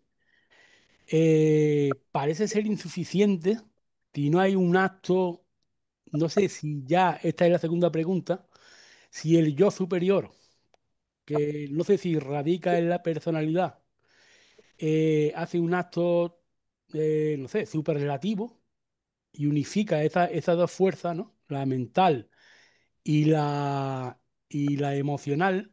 Y bueno, hay un despertar un poco del alma, ese alma que se da cuenta que tú eres un alma y que los demás son almas, y que de una forma te transforma, ¿no? O sea, no es que te toca hasta los cimientos mismos de tu estándar, ¿no? Te das cuenta de que estás equivocado mucho tiempo, estar por el camino del ermitaño o por el camino de la noche oscura, que son despertares o procesos, ¿no? Que todo el mundo, bueno, casi todo el mundo, ¿no? Hay gente que nace muy espabilado, ¿no? Y te das cuenta y es ahí donde puede haber la oportunidad de transformación. Entonces yo me pregunto, ¿dónde radica, no el yo egoico, el yo del ego, sino el yo superior? ¿Se puede identificar más con la personalidad que con el ajustador? Porque el ajustador te tira, pero para hablar con el ajustador tiene que tener un nivel espiritual suficiente, ¿no? Bueno, Jesús, yo creo que, bueno, el primero, el darse cuenta, ese insight, primero tiene que ser cognitivo. Te tienes que dar cuenta de que existe algún patrón mental que te está atrapando. Es decir, tienes que darte cuenta de que algo te está atrapando. Puede ser que te estés identificando con, puede ser una conducta que no puedas evitar hacer, o puede ser un pensamiento que esté repetitivo, puede ser una emoción que no quieras tener, puede ser algo, te das cuenta de algo, ¿no? Entonces, tienes que poner los medios físicos, mentales o emocionales para, muchas veces con el simple darse cuenta, muchas cosas desaparecen y vuelan y de pronto es como si te liberaras, ¿no? Pero otras veces hay que poner por medio pues algún tipo de estrategia o herramienta para superar esa cosa que te has dado cuenta, ¿no? Cuando eso pasa, de alguna manera te has liberado un poquito, has dado un paso más en ese despertar, has avanzado un escalón, un peldaño. Entonces, de alguna manera has avanzado en ese despertar, has subido un poco. Cada vez, entonces eso aumenta tu nivel de conciencia. Eso aumenta tu nivel de conciencia. ¿Quién es el que tiene, o sea, cuál es la entidad que tiene la autoconsciencia? Pues la personalidad. Y a la vez, la que tiene la entidad que tiene esa característica de autoconsciencia es la personalidad, pero a la vez te has librado de ciertas barreras mentales, y te lo dice aquí, que al librarte de barreras mentales tienes una mayor conexión, un mayor vía libre para que el ajustador de pensamiento pueda actuar en la mente de una manera mucho más fluida, mucho más luminosa, como dice ese documento, y de alguna manera sea más efectiva, esa acción sea más efectiva en crear alma, ¿no? Entonces, ese para mí sería el proceso que comentas. Ok, gracias. Y ese yo superior lo sitúa en la personalidad, entonces, ¿no? Sí, porque es el que al final es el que el despertar es despertar el nivel, el despertar es el nivel de autoconsciencia. Despiertas cuando creces en el nivel de conciencia. Y ese es un atributo de la personalidad, para mí. O también, o sea, que es decir, de todos modos, aumento, digamos, en todos los niveles. A nivel mental has crecido, a nivel emocional has crecido, el alma ha crecido, todo crece, todo crece. Pero básicamente el, te lo define claramente que es el nivel de, digamos, ese despertar es un aumento, ese despertar, ese crecimiento espiritual es un aumento del nivel de conciencia de la Sí, personalidad. estoy de acuerdo, estoy de acuerdo. Gracias. Miguel, Gracias. Eh, bueno, voy a ser breve, voy a intentar ser breve, como dice siempre Jesús y yo. Quiero decir que ya sabía yo que había visto este trabajo tuyo y lo vi en el Boletín de Luz y Vida, que ahí sí estaba ah, publicado y lo estuve viendo. Por eso me resultaba, mira, y quería darte la enhorabuena y no había habido ocasión. Bueno, ahora yo he ido tomando pequeñas notas, pero va a ser muy rápido. He tomado notas sobre el ego espiritual, nada que decir. El narcisismo, nada que decir. Todos tenemos proporcionalmente un poquito más, un poquito menos. Falta de estímulo. Esto yo lo he vivido también cuando, bueno, antes del divorcio, después del divorcio, ya tienes más estímulo, empiezas a conocer testigos, tal, no voy a entrar en los miedos. ¿Quién no tiene miedos? Yo no quiero ser muy valiente, pero creo que tengo miedo a muy pocas cosas. No tengo conciencia de tener miedo, soy muy, muy tirado para adelante. Yo desperté a la realidad espiritual con el libro Durante, a pesar de que previamente antes había estado en las religiones. Cuando yo puedo decir con conciencia que desperté a a la realidad espiritual, fue en el momento que yo me metí. Y tampoco, después de 20 años o veintitantos años, puedo decir que no estoy tan lejos, a lo mejor, de que yo lo sienta en el corazón a más de 3 o 4 años, ¿eh? Después, esto le va a gustar al tío Eduardo. Acompañado, ¿tiramos de alguien o también tiran de nosotros? Como yo estoy un poquito ahora desacompañado, me he desvinculado un poquito de los grupos y todo esto, bueno, me aplica, ¿tiramos de alguien o también tiran de nosotros? Y yo creo que es mutuo, que tanto tiras tú de otros como otros tiran de ti y te abren la esta, ¿no? Ya estoy terminando. Me ha encantado esto. Lo que pasa es que yo lo he variado. Tú has puesto conciencia con ese de la conciencia. Y para mí yo lo entendía mejor ser consciente, o sea, conciencia de la conciencia. Es un juego de palabras, pero que es una frase estupenda. Cuando tú eres consciente de que eres consciente espiritualmente hablando. Libre albedrío, precioso. Condicionado, relativo, real y actual. Nada que decir. Pero así queda la pregunta, no sé si voy a crear debate, la masa crítica. ¿Cómo estamos actualmente como sociedad para la puñetera masa crítica? No, ¿quién lo sabe, no? ¿Quién lo sabe, por supuesto? Pero tal como lo vemos ahora, con un Irán, Israel, Irán, tal, Rusia, Ucrania, China, Estados Unidos, el, no quiero decir blasfemias, el presidente de Estados Unidos, el de Rusia, en fin, qué decir, ¿no? Esto es para verlo negro y yo creo que sí, que con el margen de los 1000 años podemos llegar a esa meta. Yo pienso que tenemos tiempo, pero ahí yo aplico también. ¿Y la inteligencia artificial? ¿Hasta qué punto nos puede beneficiar? ¿Hasta qué punto nos puede intoxicar? ¿Hasta qué punto con la maldad que hay ahora en esta sociedad, con los medios electrónicos, con todo lo que tenemos, esa herramienta nos puede hacer más daño que bien? Es una pregunta, ¿eh? No afirmo aquí yo nada. Yo pienso que la inteligencia artificial va a crear mucho espacio libre para que la gente evolucione y pueda familiarizar y hacer más socialización. Pero también, en fin, bueno, ya está, no quiero acaparar. Creo que me ha dado tiempo, ¿eh? Porque he estado tomando notas todo esto y muy bien. Venga, pues, gracias. Y gracias, enhorabuena, Miguel. Fernando, menudo correte, tío. Y muy bien, de verdad, muy, muy, muy entendible. Y el que quiera escuchar, que escuche, y el que quiera oír, ver, que vea, porque esto está más claro que el agua. Gracias, Fernando. Muchas gracias, Miguel, muchas gracias. Pues creo que tiene levantada a Javier, ¿no? Sí, también. Pues Hola, Javier, cuéntanos. buenas tardes a todos. Bueno, en primer Hola, lugar, Javier. gracias Fernando por tu presentación. Pues la verdad que muy ilustrativa, la verdad que muy ilustrativa y sobre todo muy estructurada. La verdad que un trabajo bien hecho y que tiene una perspectiva desde muchos aspectos que es enriquecedora, honestamente. Entonces, yo me gustaría hacerte dos preguntas. En la experiencia uno de vida, uno se da cuenta de que realmente estamos pues entretenidos permanentemente con necesidades, deseos, vivencias. Y recuerdo que en el libro de Durantia hay un párrafo donde dice que los ángeles, serafines y acompañantes no están aquí precisamente para que nuestra vida sea muy agradable, sino para ayudarnos a despertar. Entonces, mi pregunta directa es, ¿tú piensas que el dolor y el sufrimiento son como los primeros activadores para el despertar del ser humano, por lo menos en sus inicios? La dejo abierta y a ver cuál es tu opinión. Gracias. Bueno, pues gracias, Javier, por tu comentario sobre mi exposición y, bueno, la pregunta, bueno, que aquí cada uno, bueno, ahí puede haber muchas respuestas posibles. Yo creo que el sufrimiento y el dolor, de alguna manera, es inevitable en este planeta, es inevitable.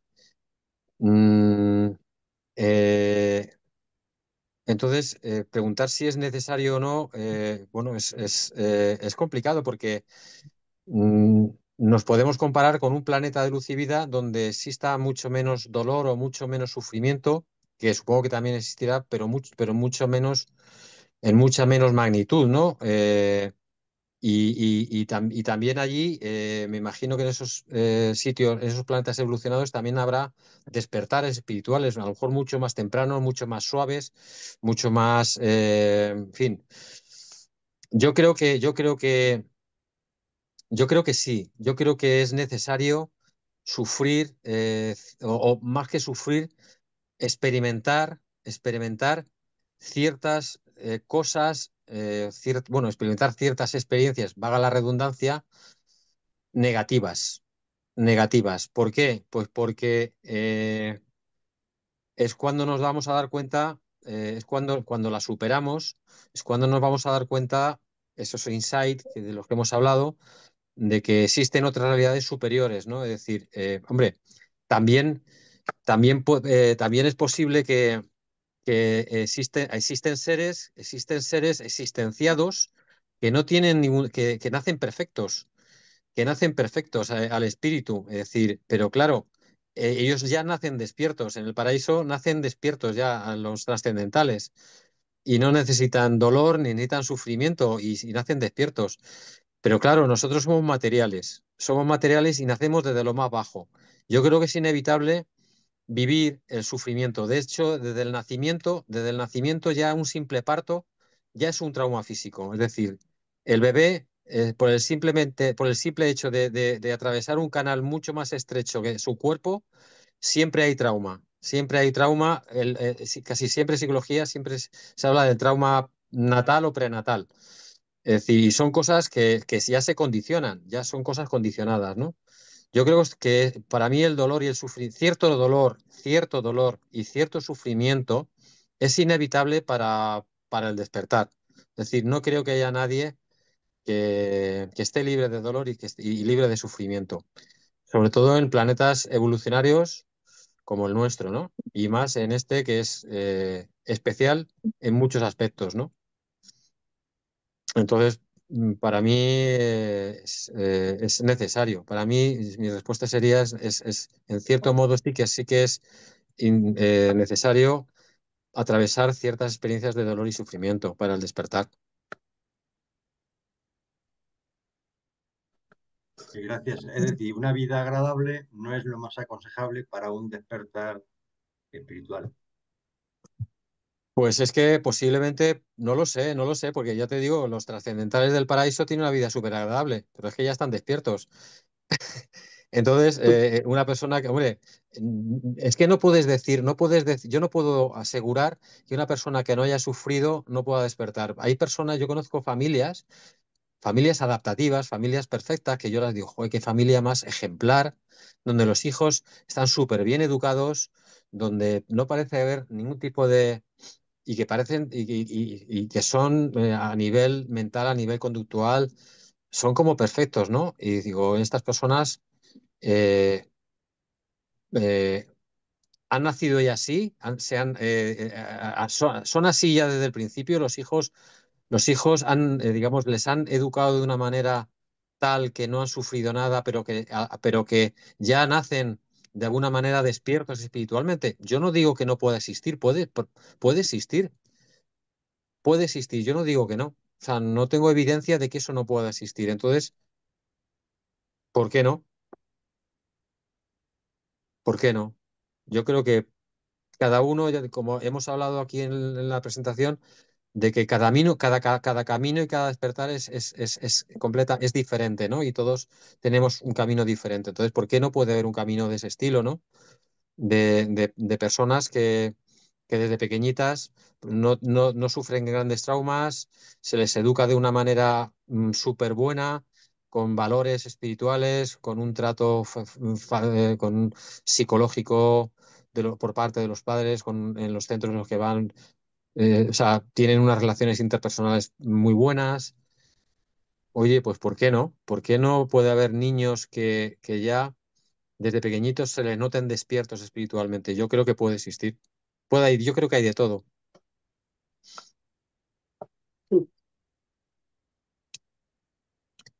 No sé quién tenía la mano. María José, ¿tú controlas lo de las manos? Que no sé que al final quién tiene Yo, prioridad. Sí. Miguel y Jesús, no sé si es que están. Ah, bueno, Eduardo. ¿Miguel y Jesús es la misma mano o que queréis no, volver? no, no. Mi mano estaba antes que la de Jesús. Es que tengo algo, bueno, a ver, tengo que aportar, creo, por lo menos dar una opinión a la pregunta de Javier, que es muy interesante, por supuesto. Vamos a ver, ahora me gustaría que Sí, estuviera aquí Santi. Se me oye bien, ¿no? Que estuviera Santi, porque en su día yo tuve buenos debates con él, porque yo defendía que el sufrimiento era necesario para el crecimiento interior y además estaba muy convencido. Y él me decía que era opcional. Y a día de hoy yo, después de las últimas experiencias, un año, 2 años, etcétera, puedo decir que el sufrimiento, en principio, es necesario para vivir la experiencia de lo que es el sufrimiento y llegar al entendimiento de que no quieres sufrir. ¿Por qué digo que es opcional? Porque llega un momento en que aquellas cosas que te hacen sufrir, cuando ya has vivido las experiencias que te han provocado eso, si hay repeticiones u ocasiones u escenas parecidas, ya es opcional porque tú puedes decir, bueno, esto lo puedo aceptar, yo no puedo hacer nada para cambiarlo, hay que aceptarlo como está y a partir de ahí eres tú ya el que decides que eso te afecte o no te afecte. Es así, o por lo menos en mi vida, cuidado, yo estoy hablando por mí, por mi experiencia, esto lo que yo diga no tiene por qué ir a misa. Pero sí que creo que el sufrimiento a día de hoy, estoy de acuerdo con Santi, que decía que era opcional, no lo entendía, pero hoy entiendo que sí que es opcional. Hay que convivirlo, hay que experimentarlo, sí, pero que sin sufrimiento a veces no viviríamos unas experiencias o no aprenderíamos unos aprendizajes. Luego, están ahí, hay que aprender a sufrir, hay que aprender a aceptar no sufrir y creo que se puede conseguir. Hablo por motu propio, no voy a explicar, no voy a dar aquí explicaciones de mis experiencias, pero creo que sí, se puede aceptar el no sufrir, aceptar las cosas que tú no puedes cambiar y la vida es más paz, es más placentera y pacentera, de paz. Quiero decir, en mi experiencia es así. Esa es mi respuesta que yo le daría a Javier. Yo voy a ser muy rápido y muy breve. venga. Hay una frase que dice que los ángeles tanto ayudan como mandan tribulaciones. O sea, nadie está exento del sufrimiento, aunque en un principio tenga que bregar con él. Pues bueno, digamos, la gente más avanzada espiritualmente, que está entre el cielo y la tierra y está vinculado a un sector espiritual, cuando pierde la desconexión y entra ese ego, porque claro, no es perfecto, está en proceso, los ángeles se retiran y vienen las tribulaciones. Él contaba con cierto apoyo de los ángeles, pero como no está unidireccionado en el camino ascendente, los ángeles se retiran y se ve otra vez solo y abandonado. Esto le pasa, vamos, esto le pasó hasta Gandhi, ¿no? Hasta grandes figuras espirituales de todos los tiempos, que bueno, cuando pierde un poco la desconexión y tienen que hacer otra vez otro reintento de esa actividad, de esa voluntad ascendente, claro, porque lo dejan ahí porque no está en el camino. Si estuviera en el camino, tendría apoyo, pero como sigue siendo un poquito narcisista, un poquito confundido, un poquito equivocado, los seres espirituales se retiran y la persona misma que está en el camino tiene que eso, confrontar esa noche del alma, que supongo que habrán varias noches del alma según, y será otro tipo, ¿no? No, no será tampoco, lo acepta, no será como que lo rechace, lo acepta, pero tiene supongo que tiene su guerra interna, por así decirlo, ¿no? Su combate interno, ¿no? Sí, gracias. Bueno, pues creo que Dice, Eduardo tiene... sí, tiene levanta la mano Voy para allá. también. Buenas tardes a todos. Que Hola, Edu. efectivamente el hecho del sufrimiento, como dice Miguel, y como yo entiendo cuando lo estuvo explicando en su momento Santi, es una opción. El sufrimiento es una opción. ¿Por qué? Porque es uno de los conceptos inevitables, ¿vale? ¿Por qué? Pues porque concretamente está el placer, ¿no? Y creo que el libro es bastante claro en ese sentido. El concepto de lo que es el placer dice que eh, mm, es la satisfacción de la felicidad deseable, pregunta, ¿no? Y entonces dice que el hombre debe de vivir en un mundo en el que la alternativa del dolor y las probabilidades de sufrir sean posibilidades experienciales siempre presentes. ¿Qué ocurre? Va en la cuantía del dolor y del sufrimiento, ¿no? Entonces, yo considero que es algo que efectivamente nos acompaña, pero que en función de tu propia evolución espiritual, en momentos dados, eso es, como diría yo, aceptable en cierta medida,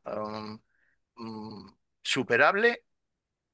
Yo, a mi modo de ver, creo que efectivamente hay cualidades que ese dolor físico y esa angustia emocional, incluso social o espiritual, ¿no? Que te lleva a sentirte triste, asustado, incluso deprimido y demás, ¿no? Bueno, pues hacer frente a esas posibles experiencias, bueno, pues los puedes hacer frente mediante algo que pueda contrarrestar en cierta medida ese grado, ¿no? El grado del sufrimiento, del dolor. Pero sí que se contempla, o sea, el sufrimiento se contempla en la vida, por cómo somos, por la imperfección y por cómo somos, ¿no?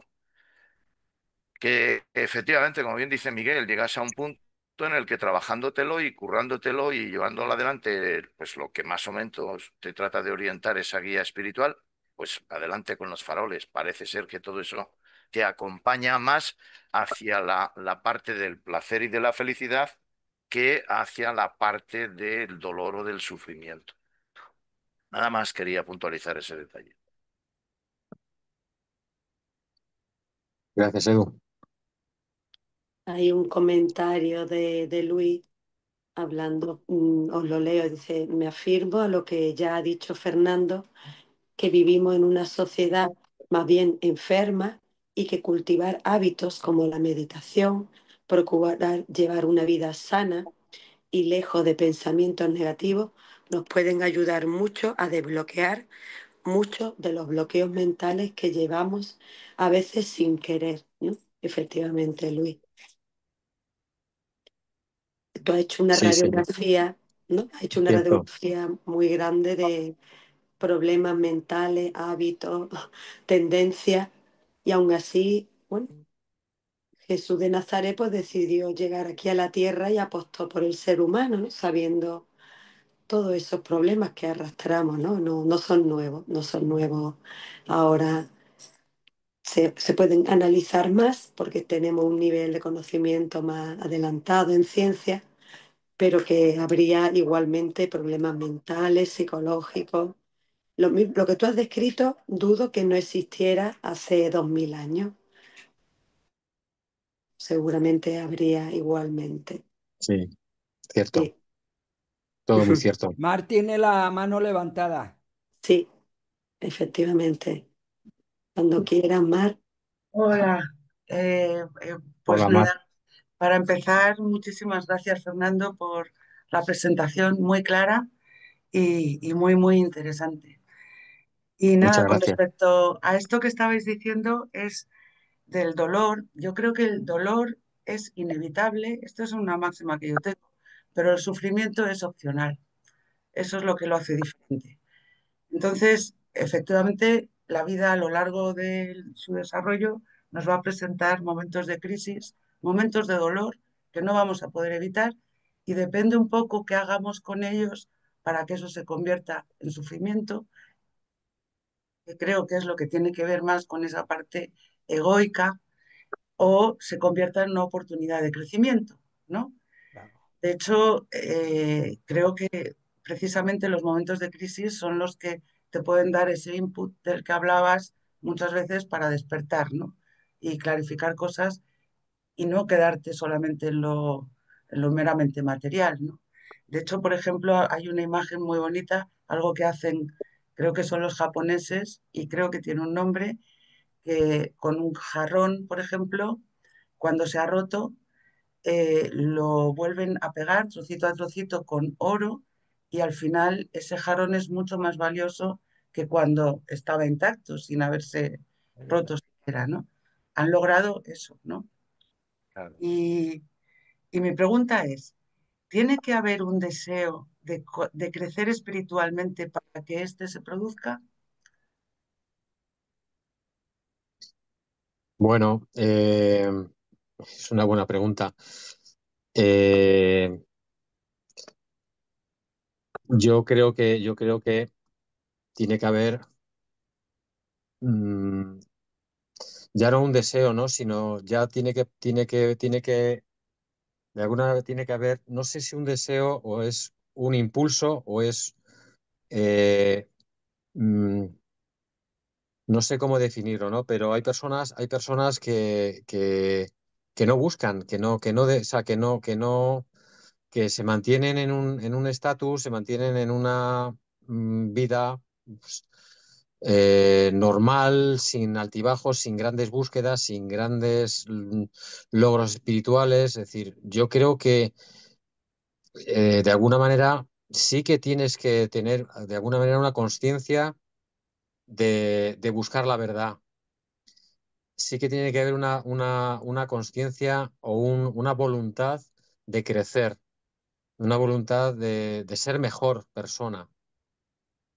Pues puede ser deseo, se lo pasa que los deseos son como más... Bueno, sí, yo dije la palabra deseo, pero no sé si es esa la palabra, vamos, una intención de eh, crecer. sí, yo creo que tiene que haber, tiene que haber digamos, un interés grande y una búsqueda de buscarte a ti mismo, de buscar ese crecimiento, de buscar la verdad, de buscar el espíritu. Y yo creo que para despertar al espíritu tienes que buscar el espíritu, tienes que buscarlo.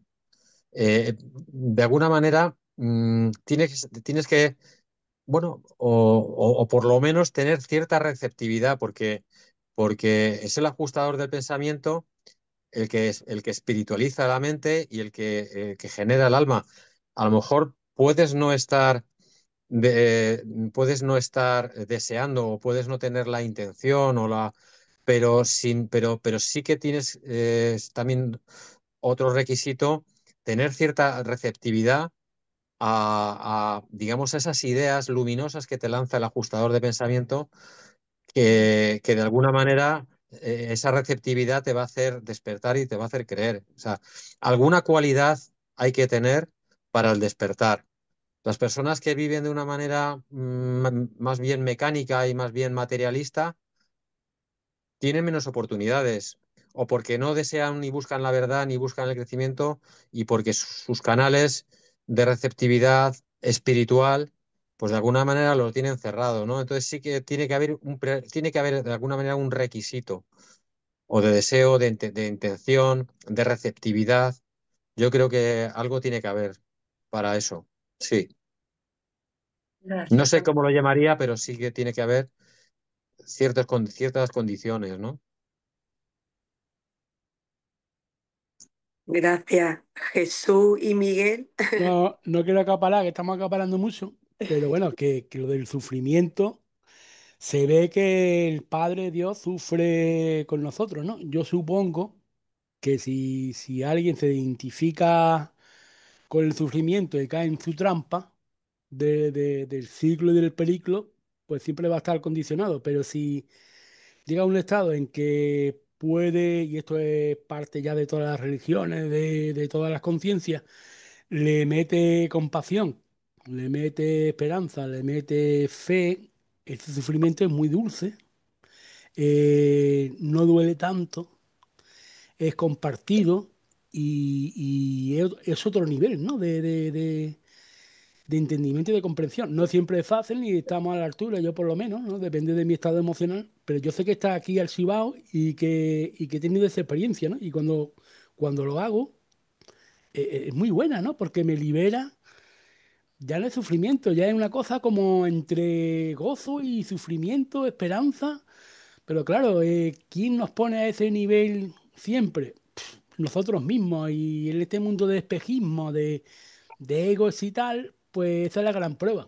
Estar ahí.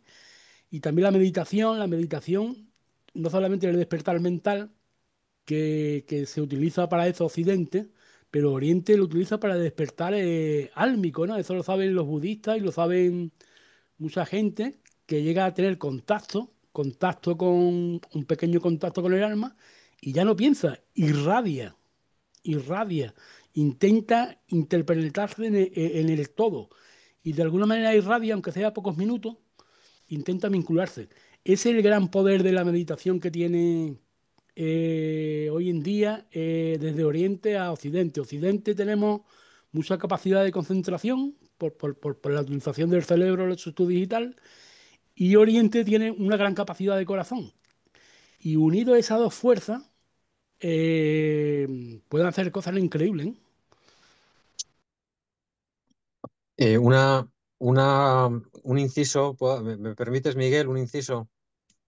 Que tienes la mano levantada, pero un inciso con respecto, porque como habéis tocado el tema del sufrimiento y del dolor, bueno, en la presentación, claro, yo hablo de barreras y hablo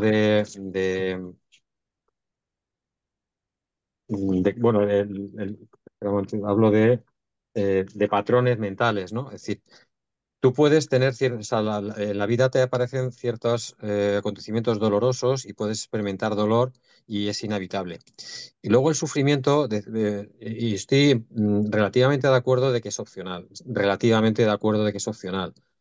Pero claro, todos estos patrones mentales de los que he estado hablando, automatismos, distorsiones cognitivas, identificación con el ego, creencias irracionales, mecanismos, estímulos, respuestas, trastornos, es decir, todo ese tipo de cosas que están muy condicionadas en la mente, Totalmente. son los que nos producen el sufrimiento. Entonces, es opcional, es opcional, el sufrimiento es opcional en la medida en que tú tienes la capacidad, en que tenemos la capacidad para sobreponernos a estos patrones mentales que están condicionados. Si tenemos esa capacidad y si de alguna manera somos capaces de liberarnos de todos esos patrones mentales, sí que es opcional el sufrimiento. Pero, por ejemplo, hay casos en que, por ejemplo, los últimos, que son trastornos, y es mucha población la que tiene trastornos, no es opcional. Es opcional en la medida en que alguien ayude a esas personas a salir del trastorno. Porque mientras tanto, quieran o no quieran, van a sufrir. No es opcional. Para esas personas no es opcional el sufrimiento, es obligatorio. Entonces, para esas personas o sea, para que sea opcional es necesario y para eso existen pues las medidas sanitarias, psicológicas, etcétera, para sacar a esas personas de esos trastornos. Entonces, por eso digo que ese sufrimiento que es opcional es relativo en la medida de la capacidad que tiene la persona para trascender los condicionamientos y patrones mentales, y en la medida que tienen otras personas para pedir ayuda y que las otras personas les pueden ayudar. Yo lo veo así. ¿Puedo? Bien. Miguel, Voy a responder a lo que acaba de comentar ahora Fernando. Vamos a ver, yo solo entiendo de que el sufrimiento es opcional en base a mi experiencia, espiritualmente hablando. Yo creo que la mejor medicina, el mejor psicólogo que nos puede dar y evitar todo lo que tú nos pones por delante, Fernando, es crecer espiritualmente. En el momento que tú tienes, y eso puede ser una persona que esté depresiva, una persona que esté triste, de alguna manera, ¿tú crees que no? Vale, vale, no vamos a entrar en ese debate. Bien, No, Miguel, no, solo decirte una cosa. Hay conoces ciertos mejor que trastornos yo. cuando existe una enfermedad, un trastorno es Vale, una enfermedad. vale, vale. Hay ciertas enfermedades en las que no puedes conectar con el espíritu, es imposible. Y te lo digo por experiencia de Bien, que antes de conectar con el espíritu, esas personas están cerradas al espíritu porque tienen tan condicionados ciertos patrones mentales traumáticos que, digamos, de alguna manera su libre albedrío ha quedado casi anulado. Y ya, es puro sufrimiento, pero no por su deseo, sino por condicionamiento aprendido y grabado a fuego mecanismos férreamente instalados en la mente y que dominan la mente, dominan el alma, dominan el espíritu y dominan la personalidad. Y esas cierto, personas necesitan ayuda. por supuesto. Gracias, Fernando. Ahora, Marte, o me podéis decir, es que para hilar otra vez la respuesta que le quería dar a Mar, puedes repetir o podéis repetir la pregunta de Mar, por favor? Que ahora ya con esto del sufrimiento optativo se me ha ido un poquito. Es para volver a Sí, hilar. mira, Sí, la pregunta era que si tiene que haber un deseo de crecimiento espiritual para que éste se produzca. ok, Un sí, deseo o cualquier palabra sí. que intuyamos que Ya lo he sirve pillado, lo he para esto. pillado. Vale, bueno, así en brevemente, siempre hablando de mis propias experiencias que no tienen que ser comunes a todo el mundo. A mí cuando me criaron, me enseñaron a lo que era trabajar, crecer, formar un hogar, tener hijos, bueno, casarte y todo el protocolo y tal, ¿no? Y ya está, ya podríamos decir que dentro del protocolo entra el divorcio también. Pero yo no era consciente de todo esto, yo estaba tan creído y tan metido en lo ideal del matrimonio que el día que llegó mi separación, que no fue por mi parte, para mí no fue un trauma, pero una sorpresa que me desmontó por completo un castillo de naipes que ya había montado, trabajando los dos y tal, o sea, no tengo culpa ni reproches para nadie, pero simplemente ha sido una experiencia más. Después de ahí me metí con los testigos, me captaron y ahí empecé a saber lo que era teóricamente Dios, Jehová, según ellos. Y después no me sirvió, fui con los mormones, fui con los evangélicos, fui con no sé qué más, después filosofía oriental y todo esto. Y la motivación que yo o sea, el motivo con que yo puedo decir que he sentido una verdadera atracción espiritual es cuando he conocido a nuestro Padre Universal desde el enfoque y desde la perspectiva del libro Durantia. ¿Pero por qué? No porque yo he comulgado con dogmas ni ruedas de molino, sino porque a mí ese bendito libro me lo ha razonado, me ha dado una explicación coherente, equitativa, tengo que tener la fe como base, por supuestísimo, pero es que es una fe que para mí es razonada. ¿Y por qué he llegado a este punto? Pues mira, Mar, a mí esta sociedad no me gusta. De hecho, todos los que me conocéis, yo llevo vida de ermitaño total, 100%. No salgo de casa ni para ver el sol. De hecho, tengo que tomar vitamina D cada día. No, lo digo exagerado, pero es verdad. ¿Sabes qué quiero decir? ¿Por qué? Porque me siento como un quiste en esta sociedad. Me siento totalmente desfasado. No me gusta, no me identifico y no socializo con nadie porque nadie entiende mis sentimientos, mis mensajes y a lo mejor me equivoco, a lo mejor alguien habría que sabría escucharme o no, pero total, mi motivación es el desapego que hay a nivel social actualmente en esta sociedad. Y cuando yo conocí a las distintas religiones, conocí que había algo que tenía que ser real, que todo lo que yo conocí con otras religiones era ficticio, era intelectual, era frío, no era de corazón, no era de amor. El amor que decía, el amor de nuestro padre, el amor del maestro que hablaban otros libros, era todo pura teoría. Yo no lo veía reflejado en otros hermanos de otras religiones.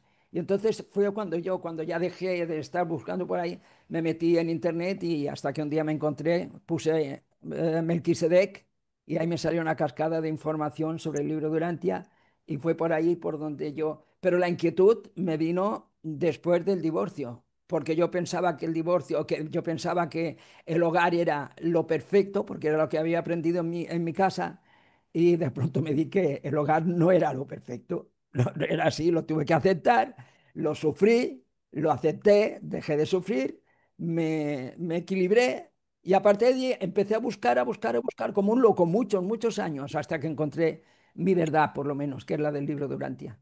Esa es, esa es la motivación que yo he tenido experimentalmente para llegar a conocer al Padre. Pero siempre tiene que haber un motivo. No tiene por qué ser sufrimiento, pero que si a veces tienes que sufrir, pues a lo mejor es necesario, porque a veces son vías que te llevan a que el corazón se conmueva y diga, pero bueno, esto es lo que yo tengo que vivir, para esto he nacido. La vida solo tiene este sentido. Gracias. Perdón, María José. Sí, no, gracias, que estaba dándote gracias por tu comentario. Ah. Es que ya estamos rozando ya las Vale, ya está. 9 No, no, no. y Solo ya, era eso. sí, sí, Preguntándome de que la vida era imposible que tuviera el sentido que yo había aprendido antes de conocer al Padre. Y bueno, gracias a Dios lo encontré. Perdón, si me he enrollado mucho, lo siento. Bueno, el Miguelillo tiene que tener su espacio y yo estoy orgulloso de presentar que el jueves que viene, él no lo va a anunciar, pero que él tiene también el jueves que viene. Pero si ya se lo he dicho a todo el mundo, a todo el patio de los urantianos, Sí, sí, sí, ¿sabes? y habrá muchos llamados y convocados y bueno, ahí estamos con la personalidad del Miguelillo, que Eso, bueno, que tampoco quiere ser ni bueno ni malo, pero que ahí está, ¿no? Ahí está el pues me tío, ¿no? va a cobrar una comisión, ¿no? Por la Ah, publicidad. sí, Penínsulo, escriba, ya es Reverdillo, ya te lo voy a Venga, decir yo a ti. venga, que ya nos pasamos de presupuesto. y ya estamos rozando las 9. Muchas gracias, Fernando. Muchas gracias a todos los que habéis reflexionado y aportado y habéis comentado en el chat también ideas. De aquí saldrían muchas más ideas, o sea, pero bueno, tenemos que poner un límite también, que ya va llegando la hora de la cena y de descansar. Bueno, Pues de momento, Fernando, muchas gracias. Ahora haremos una pausa en lo que son las charlas urantianas, porque ahora, bueno, llega el julio, agosto, las vacaciones y luego ya en septiembre pues retomaremos nuevamente charlas Oh. también para reflexionar con más aspectos. Que nada, daros a todos las gracias y en cuanto podamos ya subiremos a la red, a YouTube y la compartiremos porque es una reflexión muy buena, Fernando, porque ahí se ve las imperfecciones, ¿no? Porque antes he hablado más del kintsugi, ¿no? Que es el arte este japonés de los objetos rotos que se reparan con oro, con plata y que tenemos que abrazar la imperfección, la fragilidad como seres humanos, que tenemos nuestros límites, unos más, otros menos, tendremos enfermedades mentales o no, pero que todos podemos tratar de recuperarnos de las adversidades y eso nos va a hacer más fuertes, ¿no? Y no huir de las cicatrices porque, bueno, ahí están como muestra de lo que somos, seres humanos pequeños e imperfectos y no hay más. Bueno, pues darle las buenas noches a todos. Un abrazo muy pues fuerte. muchas gracias a vosotros, muchas gracias a todos por escucharme y ha sido un placer compartir con vosotros. Gracias, Fernando. Muchas gracias. Gracias, Fernando, muy bueno. Bueno, Gracias. Vuelve con la Fernando, buenas segunda noches. parte. un abrazo a todos. Gracias. Un abrazo. Chao. Igualmente. Adiós.